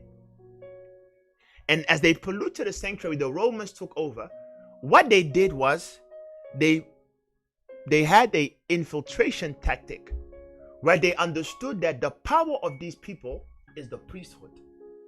So they made sure that they infiltrated the priesthood, and they made sure that they put Gentiles and foreigners to occupy the seats of teachings. So the gymnasiums replaced the temples. So in the days of the Messiah, when the Messiah came, there was a man by the name of Herod. And Herod was the unseen ruler of the Sanhedrin and the temple that was in Jerusalem. That is why the Messiah came and he had to destroy everything in the temple, because when he came into the temple, instead of seeing the teachings and the ways of Elohim, he saw money exchangers. And he was like, everything that is happening here has nothing to do with the service of Elohim. So he then made a declaration in Matthew 24 and said, I will destroy this temple. Because Ichabod, the glory, has long been departed. But men who now sit here, they take and occupy Moses his seat. That's right. But they are not Moses. But they are not Moses. So to confirm all this when it comes to Herod, the day that he took over the seat, we will read something which is coming from their own sources. Today, I think we have 6 references to read. So I can read a reference to link between the Herodians and Rome and Christianity. I think you can read that just out of the... Yeah, cool. So this is the link between the Herodians, Rome, and Christianity. What is the source? The source is the Torah.com. So it's not me. The source is the Torah.com. Right, we'll send the link afterwards. Go ahead. Begin from history. Esau, the ancestor of Rome. In the Bible, Esau is the ancestor of the Edomites who live on Mount Seir, southwest of Judah. So how did the rabbis come to associate Esau and Edom with Rome? So what you will see, these rabbis are very crafty. In all of their books, they will tell you Esau is Rome. That's right. And they will say because Rome disappeared, that was the end of Esau. That is the craftiness of their ways. But we are not stupid. If they themselves were able to link Esau to Rome, you might ask yourself how.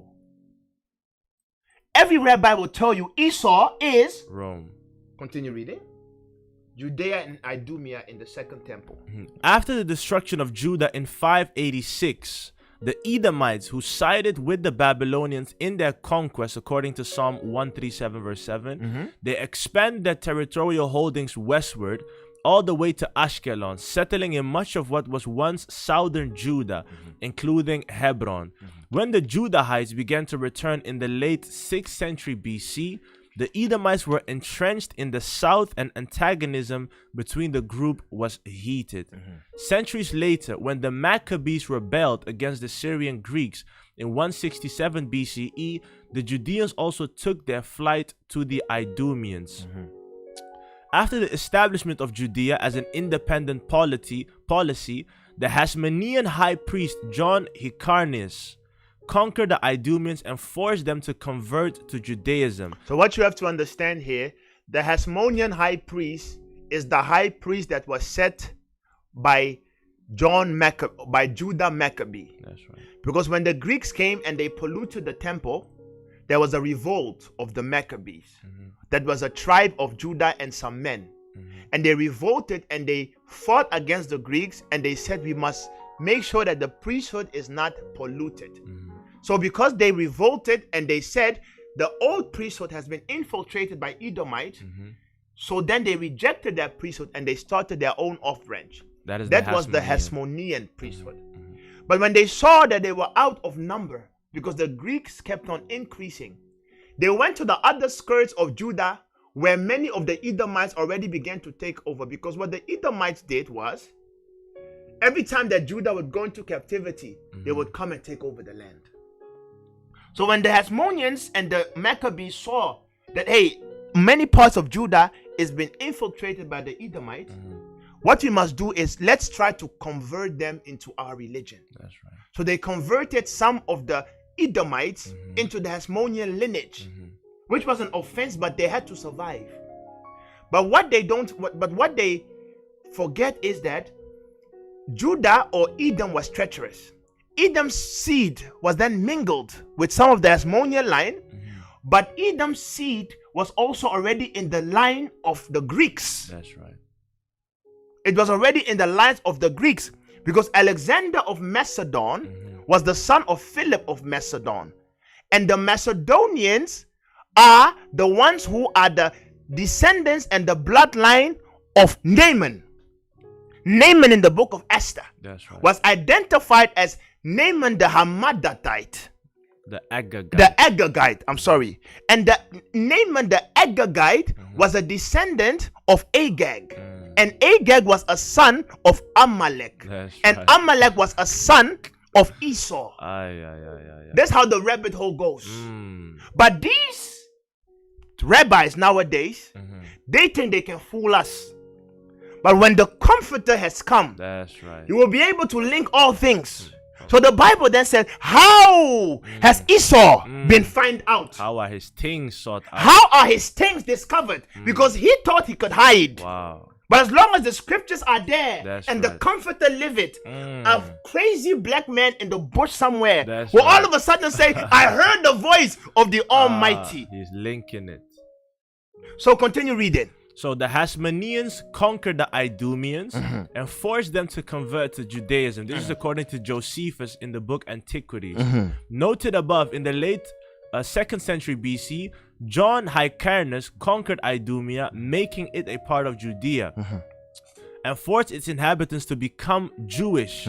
Eventually, one Idumean convert named Antipater succeeded in becoming an important advisor to the high priest Hyrcanus, grandson of John Hyrcanus. Later, Antipater's own son Herod married into this priestly family and became king of Judea. That is the same Herod that you read in the Bible. That's right. He was the son of Antipater, the Edomites. That's right. You see, Herod was a who? An Edomite. This is their own website telling you. But how did an Edomite become the king of Israel? Because at that time when the Messiah was born, who was king? Herod. That's right. Herod. Why do you think he became king? He became king because the Greeks gave the power to him. Why? Because they are brothers. Israel became a vassal state. Israel became a colony of Rome. So because they became a colony of Rome, they had to put someone who was of their own stock that he may rule the people. That's right. So Herod was in control of Israel. Being an Edomite himself, and the Romans also being Edomite, they were one family. That's right. But because he married into the line of the priest, he also ruled the priestly office.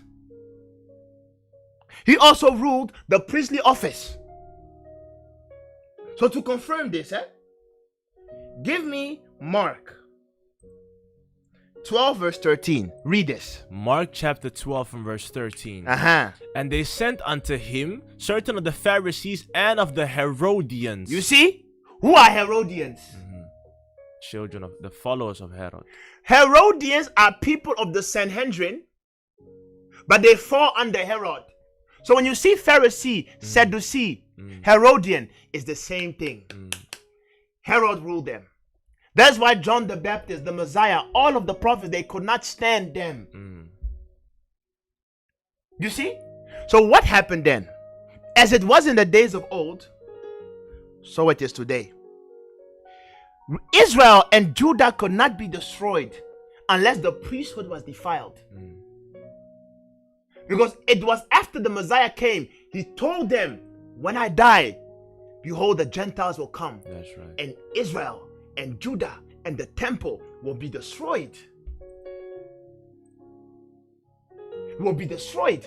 So after the Messiah went, 70 AD, under General Vespasian and Titus, they came into Israel and Jerusalem and they destroyed it. Who helped them? Because the Romans came, being Edom, but they already also Edomites in the land. And they joined forces and they expelled the blacks, the Israelites. And according to the books from Babylon to Timbuktu, when that happened, about 1 million Hebrews fled where? Into Africa. That's right. Into Africa. Where we always fled to. When Herod tried to kill the Messiah, where did Joseph and Mary flee? They fled into Africa. Why would they flee into Africa? Because he looked just like them, Africans. Otherwise, if a white person goes to Egypt to run, and all the Egyptians are black, it would be something that would be suspicious. That's right. But if I look like you, I come into your country, I hide, you cannot find me. So then the Hebrews were expelled out of the country, and the Romans and the Edomites, they took over. That is how they destroyed the first children of Israel. They placed their universities, their Bible schools, they infiltrated the priesthood, and now the laws and the statutes and the doctrines were destroyed. That's why when you read Matthew, I think 17 and 6, the Messiah begins to speak, and he begins to say, woe unto you, scribes and Pharisees, because you are children of hell. That's right. And you will not enter the kingdom, neither will you allow your proselytes to enter. That's in Matthew 23 verse 15. Matthew 23 and 50. He begins to tell them how they remove the weightier matters of the law, That's and right. they only teach people to pay tithe and offering. That's right. You see? Because the laws were then done away with because Edom took over. And because of that, the anger of Yah came, the children of Israel were dispersed. They did it once, and then years later, they did it again. Because as the Hebrews migrated into Africa, and the Bantu migration began to take over. That's right. We began to migrate. We the Hebrews, we came from Ethiopia. We came from Northeast Africa. We began to come. And we builded Aksum. We builded the great houses, stone houses of Zimbabwe. We builded the kingdom of Manza Congo. And then we went on till all the way we came to the borders of the west of Africa. Building on many kingdoms. We were migrating the Bantus. So all that areas of sub-Saharan Africa was called Negro lands. It was called Negro lands. And we were called the Bantu. Why are we called the Bantu? The word Bantu means the people. The people. The people. That is how he called Adam. Adam was called Muntu. Muntu, meaning the head. Muntu. Out of the children of Adam came the Bantu. But going forward, when these Europeans then saw, we have taken over Jerusalem, everything, and the Bantus, the Hebrews, migrated to Africa and stuff, they were like, no, we must still make sure we take a hold of them. Why am I jumping all of this? You will understand the tactics of these Europeans. The devices of the enemy in subjugating the black man. Because just like Alexander did, so also the Catholic Church has done. Now they can give me the third entry. But before you give me the third entry, read 3. Pagan origins of universities. So this entry is called The Pagan Origins of Universities from thetrumpet.com. Okay, go ahead. In briefest summary, education from earliest antiquity was a means of pagan religious instruction which became a vehicle for disseminating pagan culture. Religious doctrines and customs under this Platonic curricular system, it evolved in our modern era into a system of instilling the teachings of what the author philosopher Dr. Ayers terms science, the false messiah, or the new religion, of rationalism and materialism, which of course masquerades under names and terminology other than religion. Continue. The academic form of curricular education was originated by the pagan Greek philosopher Plato. And it just so happens to be that it was Plato who was the advisor to Alexander. You see? The mentor. Plato, Socrates, they were all the mentors of Alexander. And Alexander was their pupil. And they had a pederasty relationship. Wow. And they were the ones who instilled this doctrine to Alexander. And he enforced it on the world. So they are telling you that the academic form of circular education was originated by the pagan Greek philosopher Plato. Go ahead. He was the founder of education of a regular curriculum in a fixed place. He called it the academy. He called it the academy. Go ahead. At the beginning of the Christian era, pagan schools on the Plato model dotted the Roman Empire. No Christian schools existed. Beginning the 6th century, the only schools were the monastic schools for the training of monks and the cathedral schools for the training of priests. These evolved into the universities of Salerno, Bologna, Regia, Padua, Modena, Vercelli, and others in Italy. The first university of our modern pattern was the University of Paris. You can stop there. I'm just showing you guys, whetting your appetite to do your own research. So the concept of universities as we know it now, their roots are pagan and their roots have to do with religion. Do not think these people are teaching you just things. No, the root of these universities are religious in nature. But the religion that they preach and promote is paganism. They teach you the religion of these three deities called the Father, the Mother, and the Son. That is the crux of the religion that we know as Luciferianism. The Europeans give it another term. They call it enlightenment. Why? Was not Lucifer the one who gave light? That's right. You see? So when they say we are living in the age of the Renaissance, the awakening, they are awakened to the light. That's right. Their light. Their light. Lucifer is their light. So universities have a origin that is pagan of nature. That is why they give you a bachelor's degree when you graduate. Bachelor's degree comes from the god of Lord and revelry called the Bacchus. Another word for Bacchus is Dionysus. And the Greeks had a mystery school system, which was called the Dionysian mystery school system. That's your hobby. That's when you get your bachelor. They say you are now introduced to the order of the Bacchus. My goodness. It's not easy, these things. It's not easy. And when you have become an excellent one, they call you the doctor of philosophy, meaning you are now capable to brainwash others. Master of science. You are master of science. That's right. A doctor of philosophy. That's the origin of these things. Why am I giving you this groundwork? We are continuing. Now, you have seen the origins of universities, that they are pagan in nature. We have seen how Alexander was the one who pioneered the building of gymnasiums, etc. in Jerusalem. He's the father of Hellenization. He brought it to the world, but the fathers thereof were Plato and Socrates. Now, let's look at something. Read entry 3. I'm laying a link. We have like 30 minutes extra. Fine. It's good. Cool. I'm laying the link now. 3. Jesuits in Africa. Listen to this very carefully. That entry, what is the link, Arike? Oxfordhandbooks.com. Once again, it's not us. So just read down.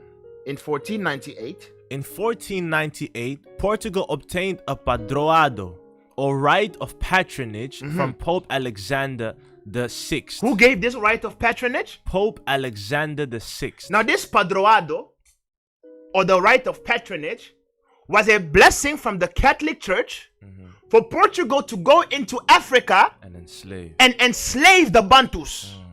Because at first they were afraid to do it because they were afraid that the Almighty would be angered. That's right. But then the Pope, who was called the Vicar of Christ, said, no, I give you the padroado, the right to go and subjugate these infidels in the name of God. That's right.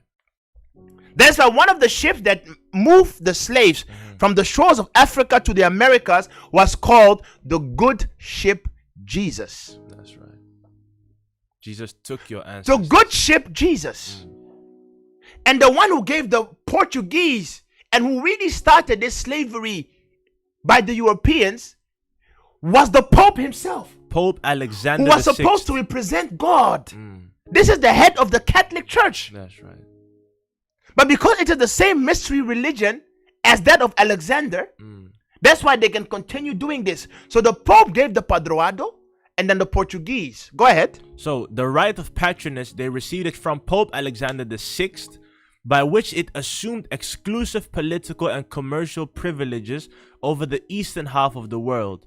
Tied to these imperial privileges was the responsibility to support ecclesiastics and missionary efforts in the region that included Africa and its adjacent islands. Are you reading that?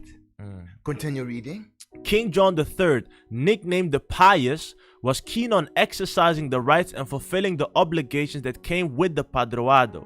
He was a great benefactor of the nascent Society of Jesus. Now, the Society of Jesus is a Catholic order, which is known as the Jesuits. The Jesuits order. Now, the Jesuits, they are a specific order in the Catholic Church, and they are like what America today calls the CIA. The ones who go into a country, infiltrate the country to subjugate it to the American rulership. The Jesuit order are the fathers of the CIA. They existed before. The CIA is an offshoot of the Jesuits, because whatever they did was this: every time they would go into a nation, they would not come with brute force. They would come with a hand in the air and a Bible and a cross. They would come like pious men. Ave Maria Santua. We have come with the news of Jesus. Oh, how God loves you. That's how they come, like pious men. And they begin to teach you the Bible. And they say we come in peace. But many of these people that came, many of these missionaries that you see coming into Africa, they are secret agents of the Jesuit order. Yes, right. They have come to subjugate the masses using religion in their hand. Go ahead. So King John III was a great benefactor of the nascent Society of Jesus, or the Jesuits, which he managed to introduce to his dominions fairly early in the society's history. Jesuits were on high demand from the very beginning, and in fact Ignatius of Loyola, the society's founder and first superior general, spent much of his time rejecting requests to send his companions to different parts of Europe. He, however, went out of his way to ensure that Jesuits were available for the missions in the East, especially those in Ethiopia. Are you reading that? Because people saw that the Jesuit order was successful in infiltrating many countries, America and stuff. Many people were saying to the Pope, send us some of the Jesuits to enter into this country. But the founder of the Jesuits was like, no, I don't want to go to these places. But he was particularly interested to make sure that he goes into where? Ethiopia, which is Africa.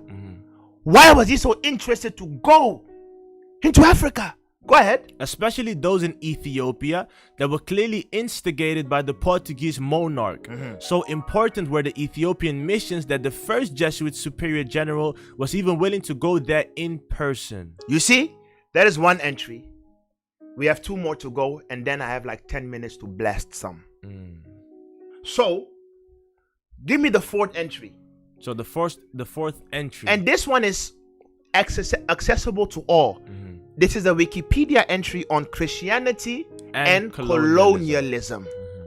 So give me one about the Jesuit order. So this is once again Wikipedia entry on Christianity and colonialism about the Jesuit order. During the Age of Discovery, the Catholic Church inaugurated a major effort to spread Christianity in the New World and to convert the Native Americans and other indigenous people.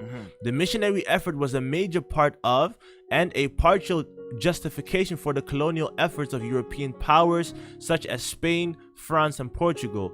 Christian missions to the indigenous people ran hand in hand with the colonial efforts of Catholic nations. In the Americas and other colonies in Asia and Africa, most missions were run by religious orders such as the Augustinians, Franciscans, Jesuits, and Dominicans. Are you reading that? It says most missions were run by religious orders. So not military orders. No. They use subterfuge. Missionaries. That's what they use. They use missionaries to infiltrate your country. You think they have come to preach? Yeah, oh, the missionaries. Do you know who are the ones who spread HIV in South Africa? Do you know who did that? They did not come by military might. HIV that was spread in South Africa was spread by missionaries. They would go to hospitals under the pretext of praying for people, and they would infuse inside of the, how do you call it? Doctor, how do you call it? Nurse. The infuse system where they change water. Yeah. So they would pump inside of the infuse system of sick people the HIV virus. That's what they did. These were missionaries that came and they spread it in Africa. So now all of a sudden, people in Africa, all of them have AIDS. How is it possible that people in Africa, South Africa especially, have the highest rate of HIV, but Europe is the number one continent that promotes sodomy, that promotes homosexuality? But the Africans, because they are sleeping, men and women, they get AIDS. But men and men are sleeping with each other here. But the HIV percentage is low because they have their medicine. Are you serious? And we are supposed to believe that. The missionaries came and they spread that virus. Everything that was brought to Africa that was negative, these missionaries came and they brought it. Because the missionaries were never your friend. They did not come to give you Jesus for the sake of Jesus. But I will prove that in a minute. Continue reading. So, a large body of scientific work exists examining entanglements between Jesuit missions, Western science emanating from Jesuit-founded universities, colonization and globalization. Since the global Jesuit network grew so large as to necessitate direct connections between branches without passing through Vatican, Jesuit order can be seen as one of the earliest examples of global organizations and globalization. Entry 2. Go ahead. Walter Rodney. Walter Rodney, a Marxist historian based at the University of Dar es Salaam in Tanzania, developed an influential attack on Europe in how Europe underdeveloped Africa. That is a book I recommend all of you to buy or get online. It's called How Europe Underdeveloped Africa, written in 1972. Go ahead. He mentioned the missionaries. And he said the Christian missionaries were much part of the colonizing forces, as were the explorers, traders, and soldiers. There may be room for arguing whether in a given colony the missionaries brought other colonialist forces or vice versa, but there is no doubting the fact that missionaries were agents of colonialism in the practical sense, whether or not they saw themselves in that light. You have read it yourself, but we are continuing. Entry 5. This is all proof for you, eh? I'm not the one saying this. They themselves are saying it. When the missionaries would come, and they would preach to you the Bible, you think they would preach to you the undiluted truth. That's why when we take the Bible and we read it, you are shocked. And you're like, how come I read the Bible but I never saw these things? Because we are intended to tell you the truth. The Bible will only bring out what someone's intention is. You can use the Bible to promote slavery. Easy. You can use the Bible to promote fornication. Easy. If you are someone who are a doctor of philosophy, you will be able to manipulate the masses by statements. That's right. And quoting left and right and making something appear as if it is not. So when these Jesuits came to especially Africa, they did not give you the original or normal Bible to read. There is something that is called the slave Bible. Arike, now tap on the entry of the slave Bible. Read from the beginning. Listen it carefully. Just go online and tap. What is the website? What's the source for this? This is Christianity.com. So the source of this, what you will read, is Christianity.com.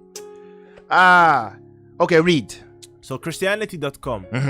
Plantation owners in the West Indies worried Bible verses such as the one above. Let me read the one above.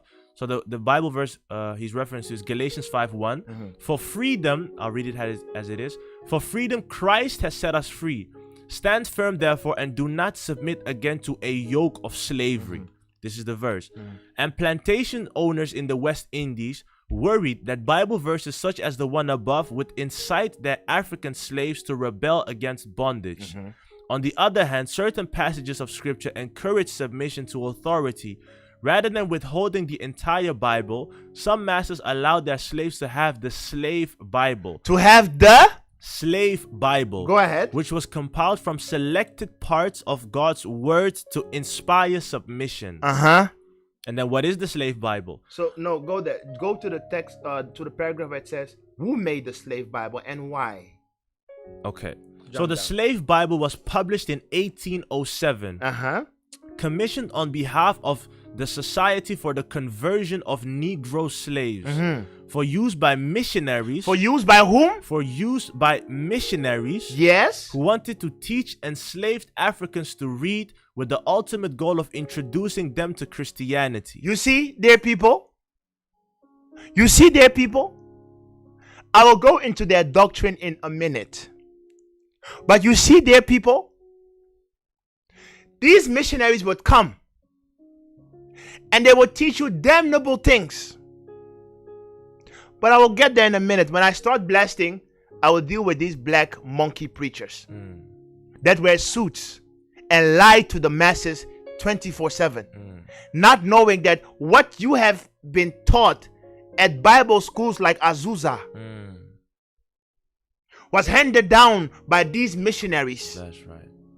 Whose mind was not to educate you on the truth. That's right. But was to keep you a mental slave forever. That's why you jump around like a monkey.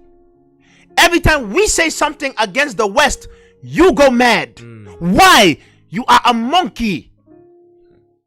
You are an idiot. A slave. When you put a suit, you feel so proud. When you wear your African traditional clothing, you are embarrassed. People like you. Who had bewitched you? You wear Gianni Versace. I wear Yamamoto. I wear Dolce Gabbana, Prada. You feel so. I call it monkey suits. I have many of these suits in my house. When was the last time I wore them?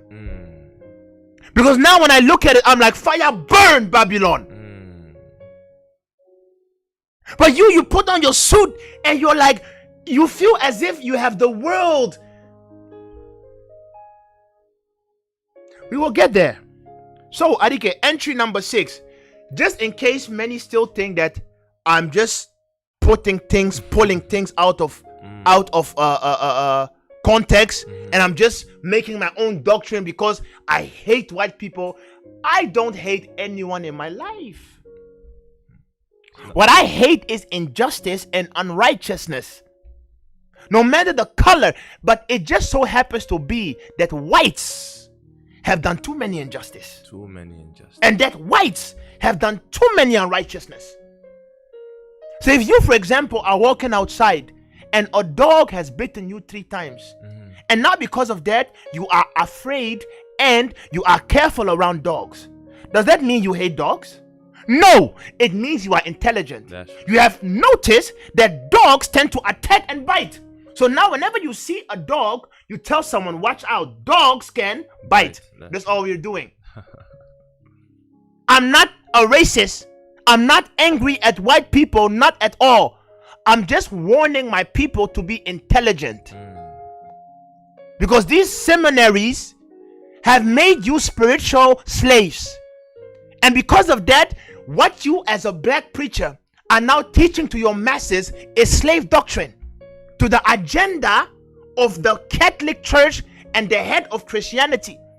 Because so many Christians will tell you, yeah, we don't like the Catholic Church, but look at your doctrine. You cannot reject the stone out of which you are hewn. Your father is the Catholic Church. Right. Look at your doctrine. You are a preacher, so-called. You are for equality. But when a black person says something about a black Messiah, in your heart, you're like, I want to kill this nigga. Your spirit is stirred. Your spirit is angry.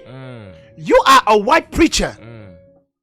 You can stand in a congregation filled with black people and you can make the statement and say, I have nothing to do with slavery. I won't even apologize. That's madness. I'm like, wow. You don't know that that is the seed in you speaking. Because in your mind, we are not equal. You claim we are, but your actions prove you out. That's right. So just in case you guys think I'm lying and I just took Maccabees and I took things, just let's read it from the horse's own mouth. That's right. Adike, this is the letter of King Leopold II. Just so you know, this guy is now burning in the lowest part of hell. The deepest part. He's burning in the lowest part of hell. This is a letter of King Leopold II of Belgium to colonial missionaries. This is not something I wrote. Listen at what this king says to the missionaries who have been dispatched to Mbanza Congo. Read. He says, Reverence Father and dear compatriots. No, military commands and army generals. Reverence fathers and dear compatriots. What is a reverend? A missionary. That's what you black people do, right? You are in the church, you're like, I'm reverend. I'm reverend. I'm Bishop Osei Otutu. Osei Otutu. Leopold is saying reverence. Fathers. What? Hey, black man. Why do you call yourself a reverend? Who should revere you? That's all you do. You abuse your members. But why, when you go to your work, why do you not impress upon your colleagues at work to call you reverend? All of a sudden, you are not reverend. You are just the black guy doing the dirty job. But then, some of you guys, the nerve of you. I'm ashamed of you. You have more than 20 suits in your closet. You never wear a suit when you have to go to work. The only time you wear a suit is when you have to go and preach. You are a disgrace to your line. I'm ashamed of you. I'm really ashamed of you. At your work, you are the humble, meek guy. You come to the church, you are the boss. So you see how you treat black people? To you, we are less than nothing. Because when you come to the church, all of a sudden, you are the big papa. At your work, no one calls you reverend. But if a member dares to call you brother, you begin to pronounce judgment. And curses. You begin to release curses. Some people are really insolent. They don't respect authority. But your boss, later on the week, said, could you bring me coffee, please, with 2 spoons of sugar? And you did it with a smile on your face. Happiness in the heart. But read the letter of King Leopold to the missionaries and the reverends that were sent to Mbanza Congo, the kingdom of Congo. Go ahead. He says, Reverence fathers and dear compatriots. The task that is given to fulfill is very delicate and requires much tact. You will go certainly to evangelize. Listen, he says, you will go certainly to preach. You will go to evangelize. Yes. But your evangelization must inspire above all Belgium interest. Are you reading that? This is King Leopold. He said, you will go and evangelize, but your evangelization must come from the mindset of promoting Belgium interest. Go ahead. Your principal objective in our mission in the Congo is never to teach the niggers to know God. How can a missionary be sent to a nation to teach them about God? But the king is saying, it is not your objection to teach them about God. He says your principal objective in our mission in the Congo is never to teach the niggers to know God. This they know already. What? This they know already. No, but the white people came and taught us God. This they know already. No, we believe in demons and bushes and fire and waters. Knowing God, this they know already. So they say, we already knew God. Continue. They speak and submit to a Mungu. They speak and submit to a Mungu. One Nzambi. One Zambi. One Nzakomba. One Zakumba. So when they came, we did not have God and Jesus. We had Tatan Zambi and Pungu Tulendo. We had Akongo. We had Nzakumba. These were the names through which and by which we called the Almighty. We said he was the head of all powers. We said he was the great eagle whose eyes were able to see all. We said he was the one who dwelt above the heavens. We said he was the all power. We said he was the Akongo, meaning he was the one who brought the truth. Before you guys came and taught us about Jesus, in Kikongo, the name of Jesus is Yesaya. That is his original Kikongo name. Original name. Before they came and said Jesus, we called them already Yesaya. So what did they come and teach us? Continue reading, he will confirm it. They know. Listen, they know that to kill, to sleep with someone else's wife, to lie and to insult is bad. No, they came and taught us this. They know that to kill, to commit adultery, to lie and to insult is bad. No, the Europeans came and taught us this. They know that these things are bad. You see? We knew this. How can we know this except there be laws? That's right. How can we know this? How can we know this except there be laws? The presence of Elohim, of Nzakomba, Tatanzambi and Pungu Tulendo, the presence was so strong that if you dare touch someone else's wife, a spirit will touch you. If a woman that has a menstruous goes into the river and pollutes the river, a spirit will curse you. You will see someone's monkey or sheep, you dare not to touch, because the spirits will punish you. Spirit of the land. So the laws were already in place. We had our priesthood. We had the knowledge of the Almighty. All these things we had. They would walk around. When the Belgians came, they saw gold lying around and they were in shock. They wanted to steal the gold. We were like, relax, this is nothing to us. We had gold laying on the streets. We did not steal. We did not have a culture of this wickedness.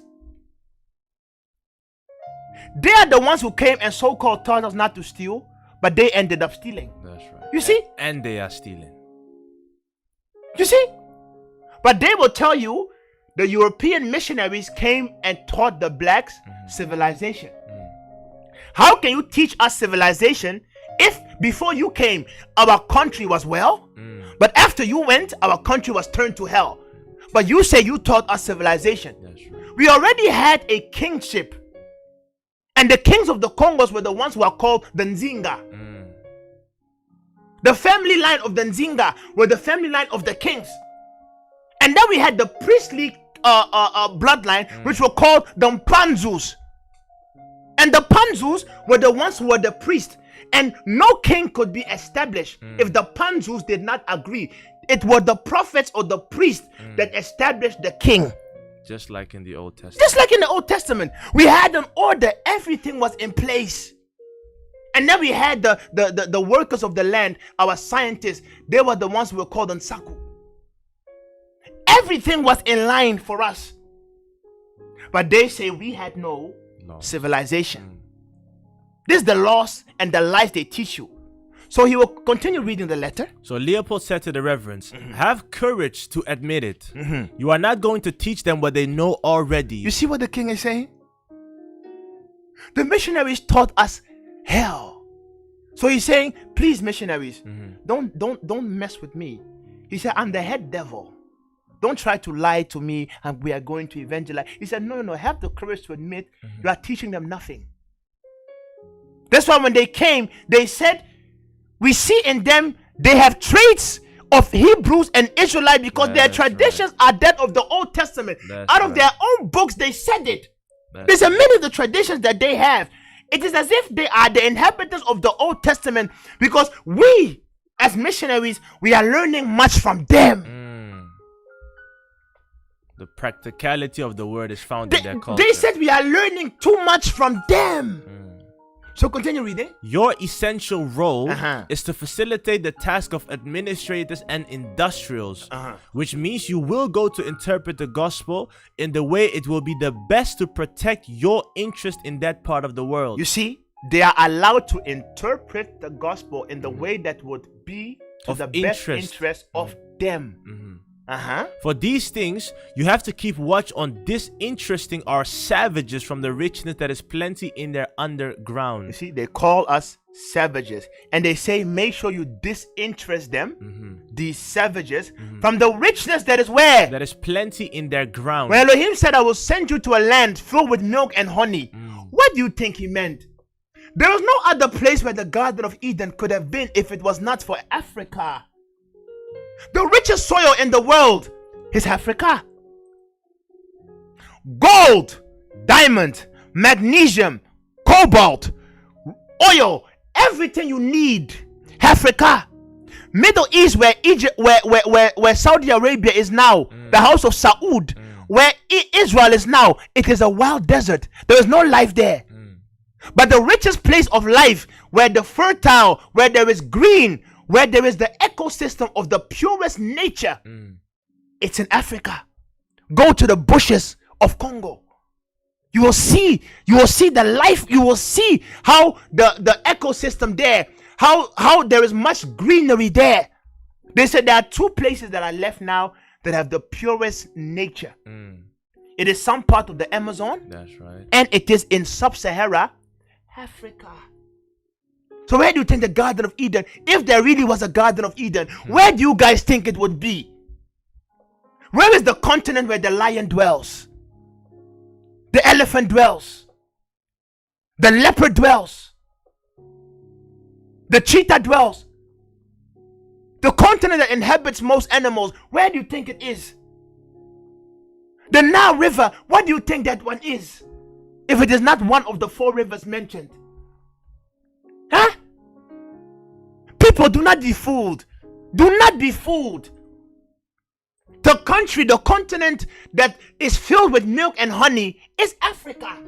Israel was found in Africa. Wow. Garden of Eden was found in Africa. Mount Sinai is found in Africa. Mount Horeb is found in Africa. Go to the mountains of Kenya. Go ask the Gikuyu. They will tell you. They will tell you. All these things, the Catholic Church in their secret archives, they know. But they kept it from you. They dispatched the missionaries with a mission to make sure you consider yourself a savage, to make sure that you do not know the riches that is dwelling under your land. Continue reading. To avoid that they get interested in it and make you murderous competition and dream one day to overthrow you. Your knowledge of the gospel will allow you to find text ordering and encouraging your followers to love poverty. This is the mission of the missionaries. So now, just look at we blacks. Bill Gates has money. We clap for Bill Gates. We clap for Elon Musk. Dangote has money. All of us say Dangote is a magician. A juju man. All of us say Dangote is a juju man. All of us say, yeah, Dangote, he drinks blood. And what if Dangote drinks blood, then Bill Gates sleeps with demons. Bill Gates, the one who prophesied by his prophetic demonic calendar that a virus would struck the earth, and it struck the earth. Bill Gates, you say Dangote juju man because to you black people getting money is a taboo. But when a white person has it, no one takes offense. Where do you think that mindset comes from? These missionaries taught you. They said it is better to be poor than rich, because poor people will go into heaven and rich people will die. So then what you see is we now accept poverty, and as a man think it, so he is. That's why you see Africa as poor. How can a continent that has all the riches of the world be the poorest continent in the world? It's contrary. How is it possible? It is because our mind is robbed. These missionaries, they robbed our minds. All of us just assume and we pretend and we think and we normalize our poverty. It's normal. It is normal to be broke. But a black or white person will never accept to be broke. That's why why do you think they are so rich? Their fathers taught them the world is theirs. Look at how a white person behaves. Look at how a black person behaves. Why? Their fathers taught them we are the builders of the world. So they walk around with an arrogance. And what a man thinketh, so he is. So now they are able to achieve everything. You blacks have been taught you are monkeys, you are coons, you are cursed. You are poor, you are ugly, you are whatsoever. That mindset cleaves to us blacks. That is why we are not progressing. That is the devices of the enemy, orchestrated by the religious seminaries. Continue reading. Your knowledge of the gospel will allow you to find texts ordering and encouraging your followers to love poverty, like happier are the poor because they will inherit heaven. And it is very difficult for the rich to enter into the kingdom of God. You have to detach from them and make them disrespect everything which gives courage to affront us. I make reference to their mystic system. You see? Leopold was like, be very careful. Make sure that they do not subscribe to their mystic system. Why? Now, if you say, people want to run. When you say Nzakomba, people want to run. They'll be like, are you dabbling in the occult? But when you say Jesus, they love you. They love you. Ah, my brother. Not knowing that there is vibration in the names and the sounds. That is why you people that write Congo with a C, stop doing that. It is with a K. It is the Ka. There is vibration in it. So they say, Leopold was like, make sure they stay away from their mystic system. Because when they put on that mystical spirit, we can't overtake them. So what did they do? They first came and they removed the priesthood. You must do everything in your power to make it disappear. That is why now everything that has to do with your traditional spirituality, they're like, no man, it's the devil, it's the devil, it's the devil, it's voodoo, it's voodoo, it's voodoo. No. Spiritual principles are alike, both on the left side and the right side. That's right. Go ahead. Your actions will be directed essentially to the younger ones, for they won't revolt when the recommendation of the priest is contradictory to their parents' teaching. You see? He said, make sure you catch the young ones. Catch these young ones and brainwash them. That is what has happened to us. Look at our brothers and sisters. They grew up in this Christianity madness. Look at their statements. Look at the way they behave. Their brain is gone. So now they grow up. Now they become the defenders of the lies of the missionaries.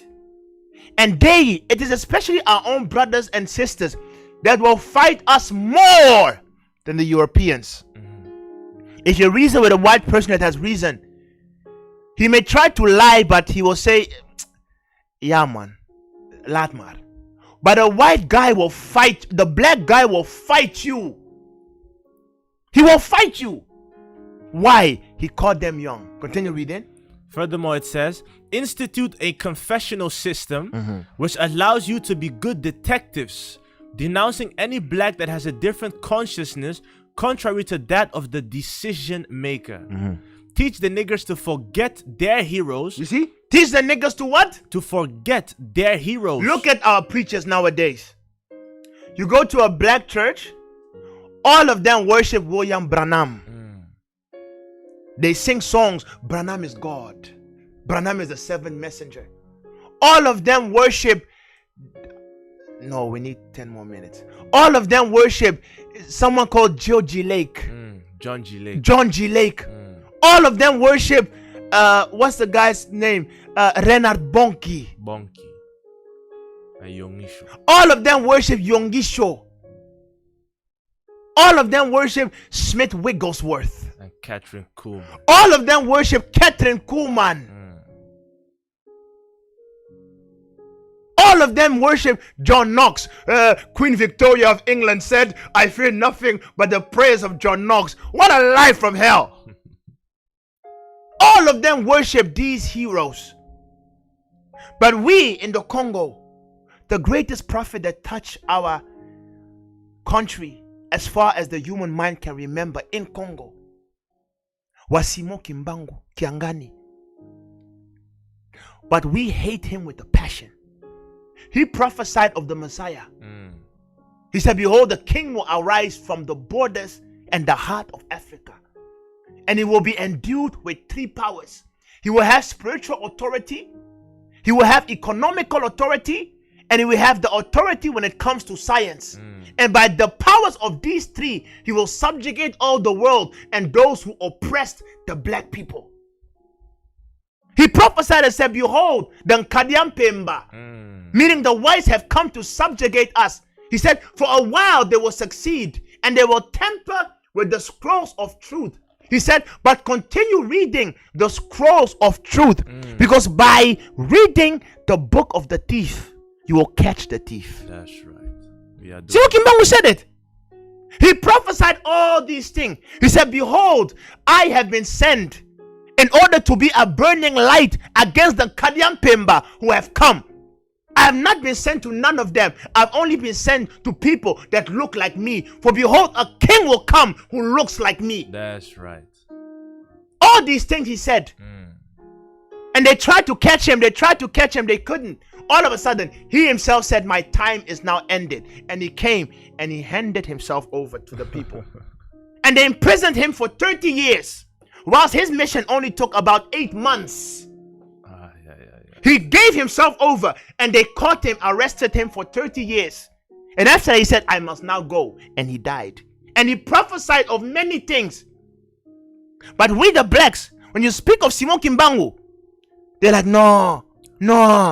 This Simon Kimbangu was crazy. He was always speaking about a black Messiah. The year 1800, Simon Kimbangu was already saying that the Bantus are the people of Yah. He said, oh, ye Bantus, I have been sent by Mpungu to Lendu because he told me he has seen your suffering. And for a long time, he has forgotten you. But now he has come to redeem you back unto himself.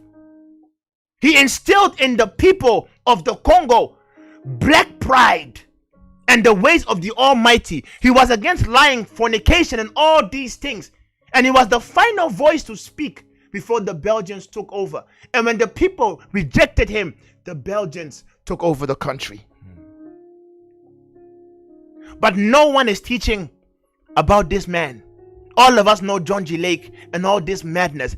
Leopold said, make them forget teach the niggers to forget their heroes and to adore only ours. Go ahead. Never present a chair to a black that comes to visit you. Don't give him more than 1 cigarette. Neither invite him for dinner, even if he gives you a chicken every time you arrive at his house. That was the letter of Leopold. You can just type letter of Leopold to the missionaries. You will find all this for yourself. We already placed the link in Facebook Live and YouTube. You see, dear people? And do you know how this letter was found? It was maybe in the year 17 or something. It was a man in Congo. And he received a gift from a Catholic priest. It was a Bible. And as he opened the Bible, every missionary had that letter in their Bible, because it was Leopold who was giving them the Bibles to go and preach. But the Catholic priest forgot to remove that note. So this guy published it. That's how we came to find it. So all of these missionaries that walk around, they walk around with an agenda. I'm not saying all of them are wicked, but 99% of them are wicked. Not because someone has good intentions doesn't mean that the source out of which that intention is coming from is good. The Catholic Church, that's why if you look at it very carefully, when the Europeans came to Africa, they also came to India, they also came to the Middle East, they also came to Asia. But why did they only Christianize Africa? Why did they give the Muslims Islam? Why did they not try to Christianize the Hindus in India? But wheresoever the Bantus were, where was their main place of interest was. Why? Because you are people of the book.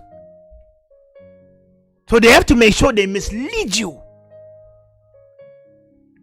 They have to make sure they mislead you. What did they teach you? 5 minutes, then I'm done. They are the ones, the missionaries are the ones that taught you that God is white. And therefore the white man is superior. Right. They taught you that.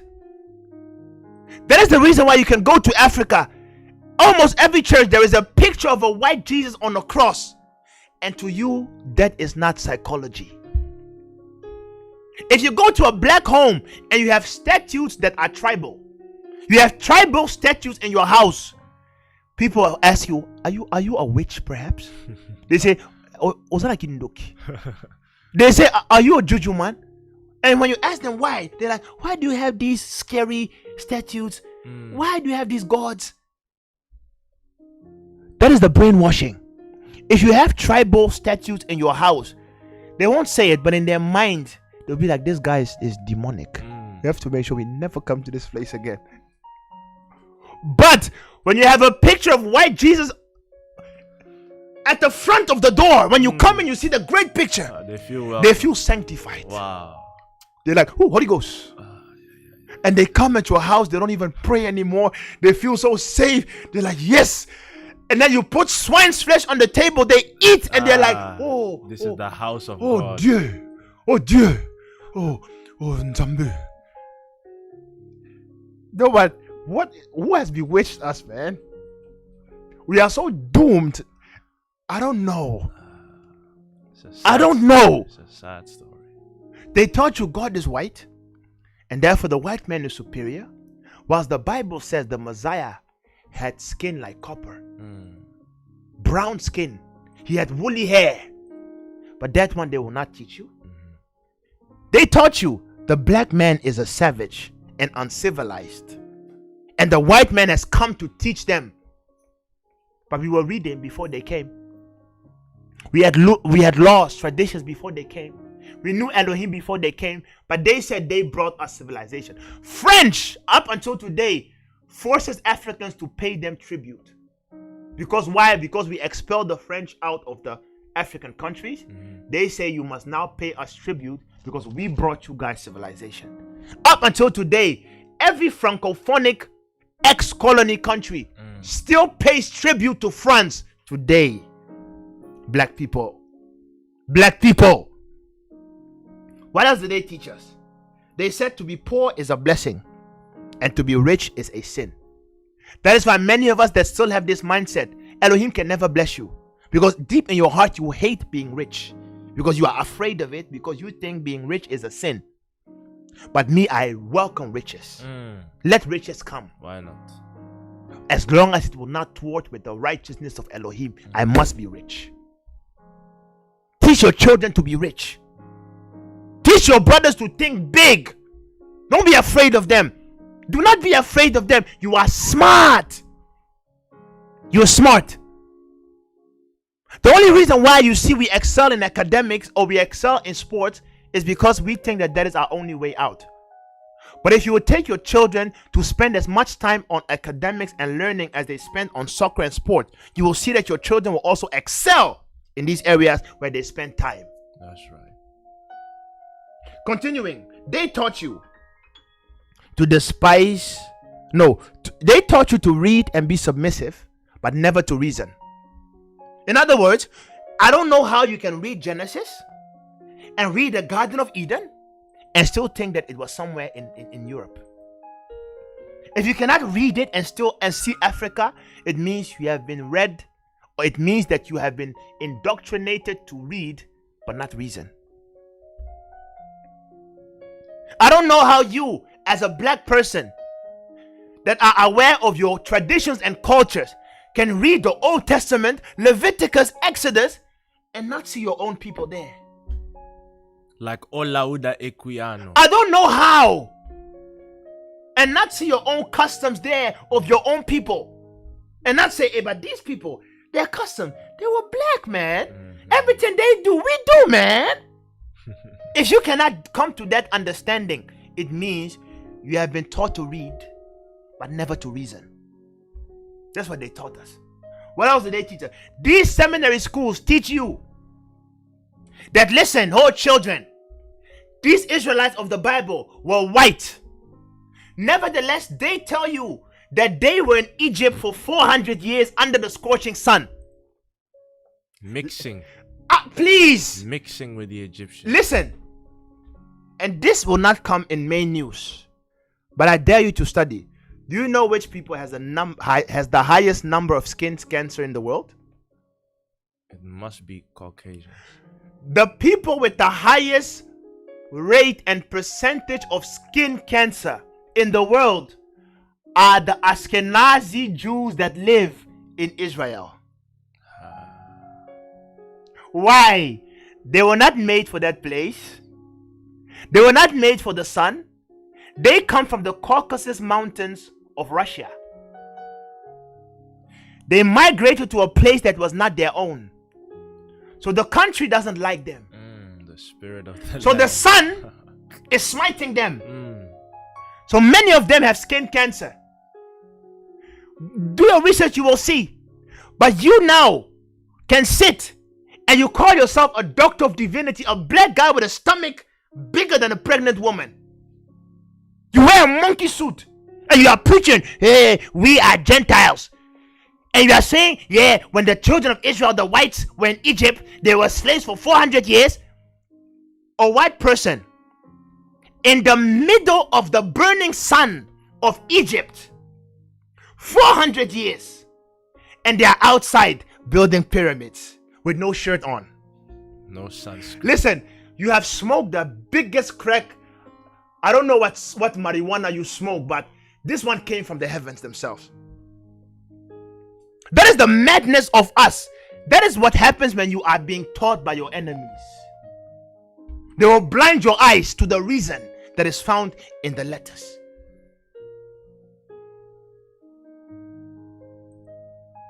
It's only us, man. They took us, they brought us to the Americas. We built the White House with no shirt on. Just look at history.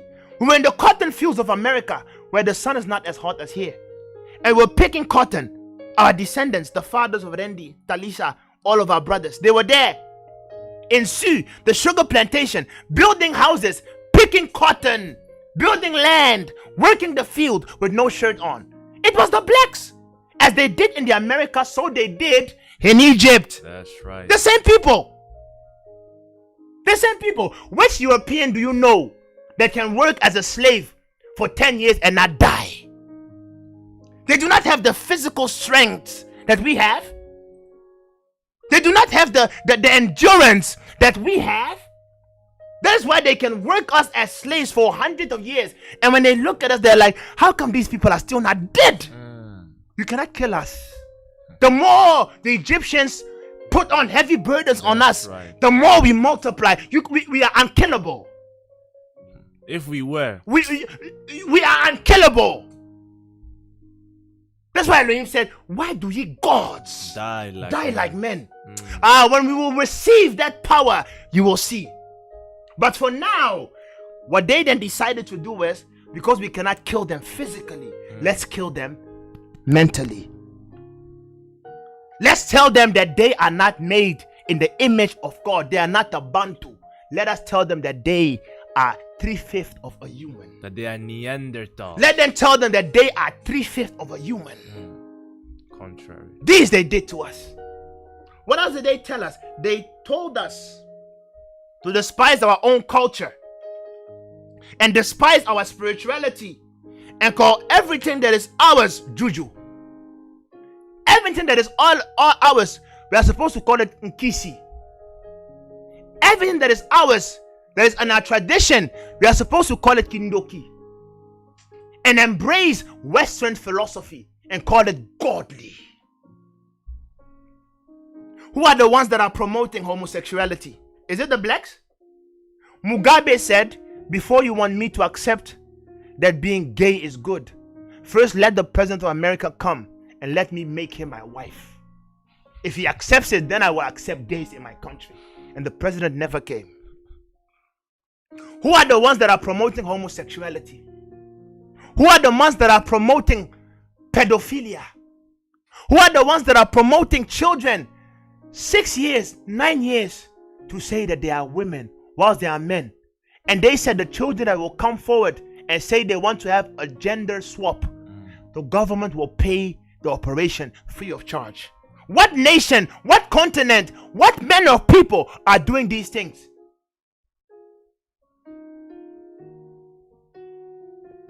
So, dear brothers, because we are concluding,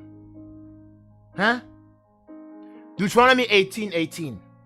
Deuteronomy chapter 18, starting from verse 18. Go ahead. I will raise them up a prophet. I will raise them up a prophet from among their brethren. From among their brethren. No, Yongisho must come from Korea and preach to Africans. I will raise them up a prophet from among their brethren. Renard Bonke must come from Germany and preach to us blacks. It will be a prophet from among their brethren. Gadli Kruma must come from Germany and teach to Nigerians. I will raise them up a prophet from among their brethren. William Branham must come from Kentucky, America, and preach to the Congolese. A prophet from among their brethren. Mr. Smith must come from England.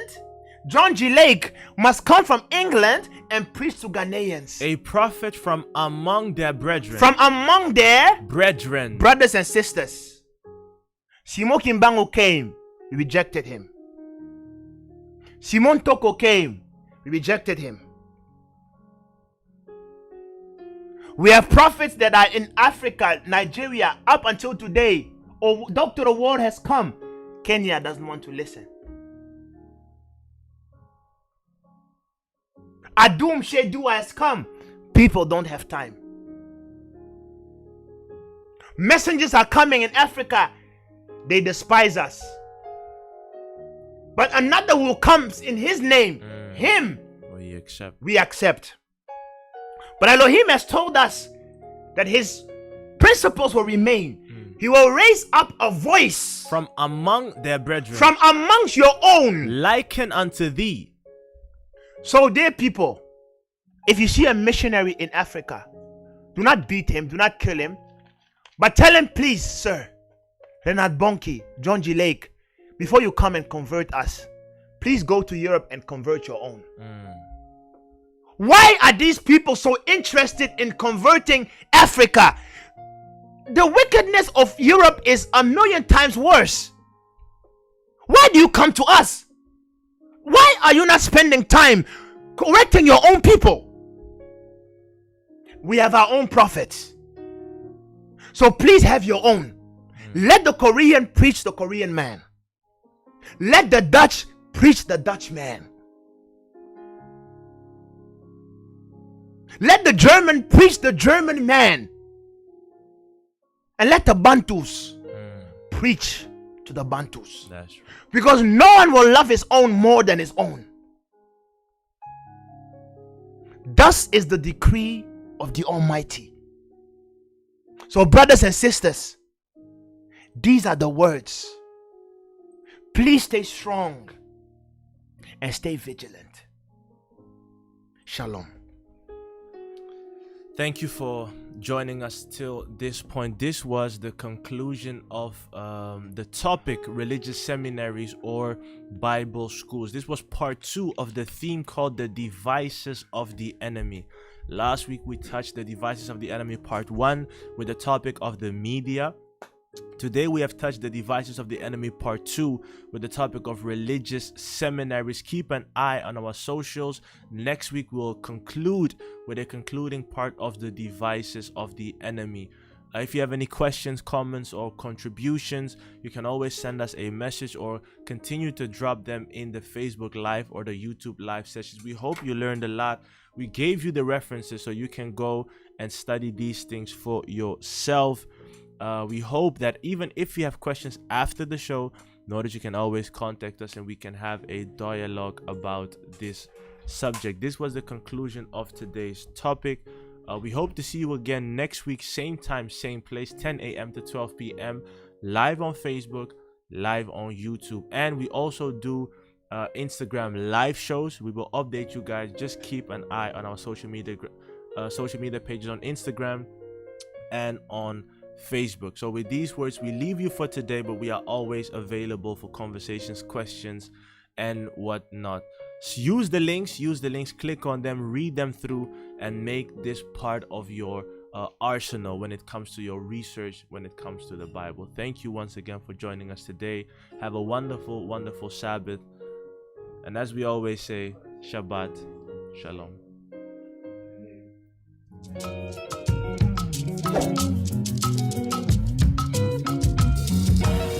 Oh, aye, bada, ade. Oh, aye, bada, ade. I give it to the guy, aye. Now the short thing to do. When God he put some fire mouth, yo, and melody in your heart, yo, give him thanks, so. Cause now the short thing to do. When God he put some fire mouth, yo, your heart, yo, give him thanks, so. Cause now the short thing to do. If I tell you story, yourself you no go believe. Now the thing where I see, now I have a young you story. Everything where I get, oh, no be by power, na by grace, oh. Now why are they always give and praise, oh? But now the short thing to do. This God done put song for my mouth, yo, and melody in my heart, yo. Give and thanks, oh. Cause now the short thing to do. Ask God he put song for your mouth, yo.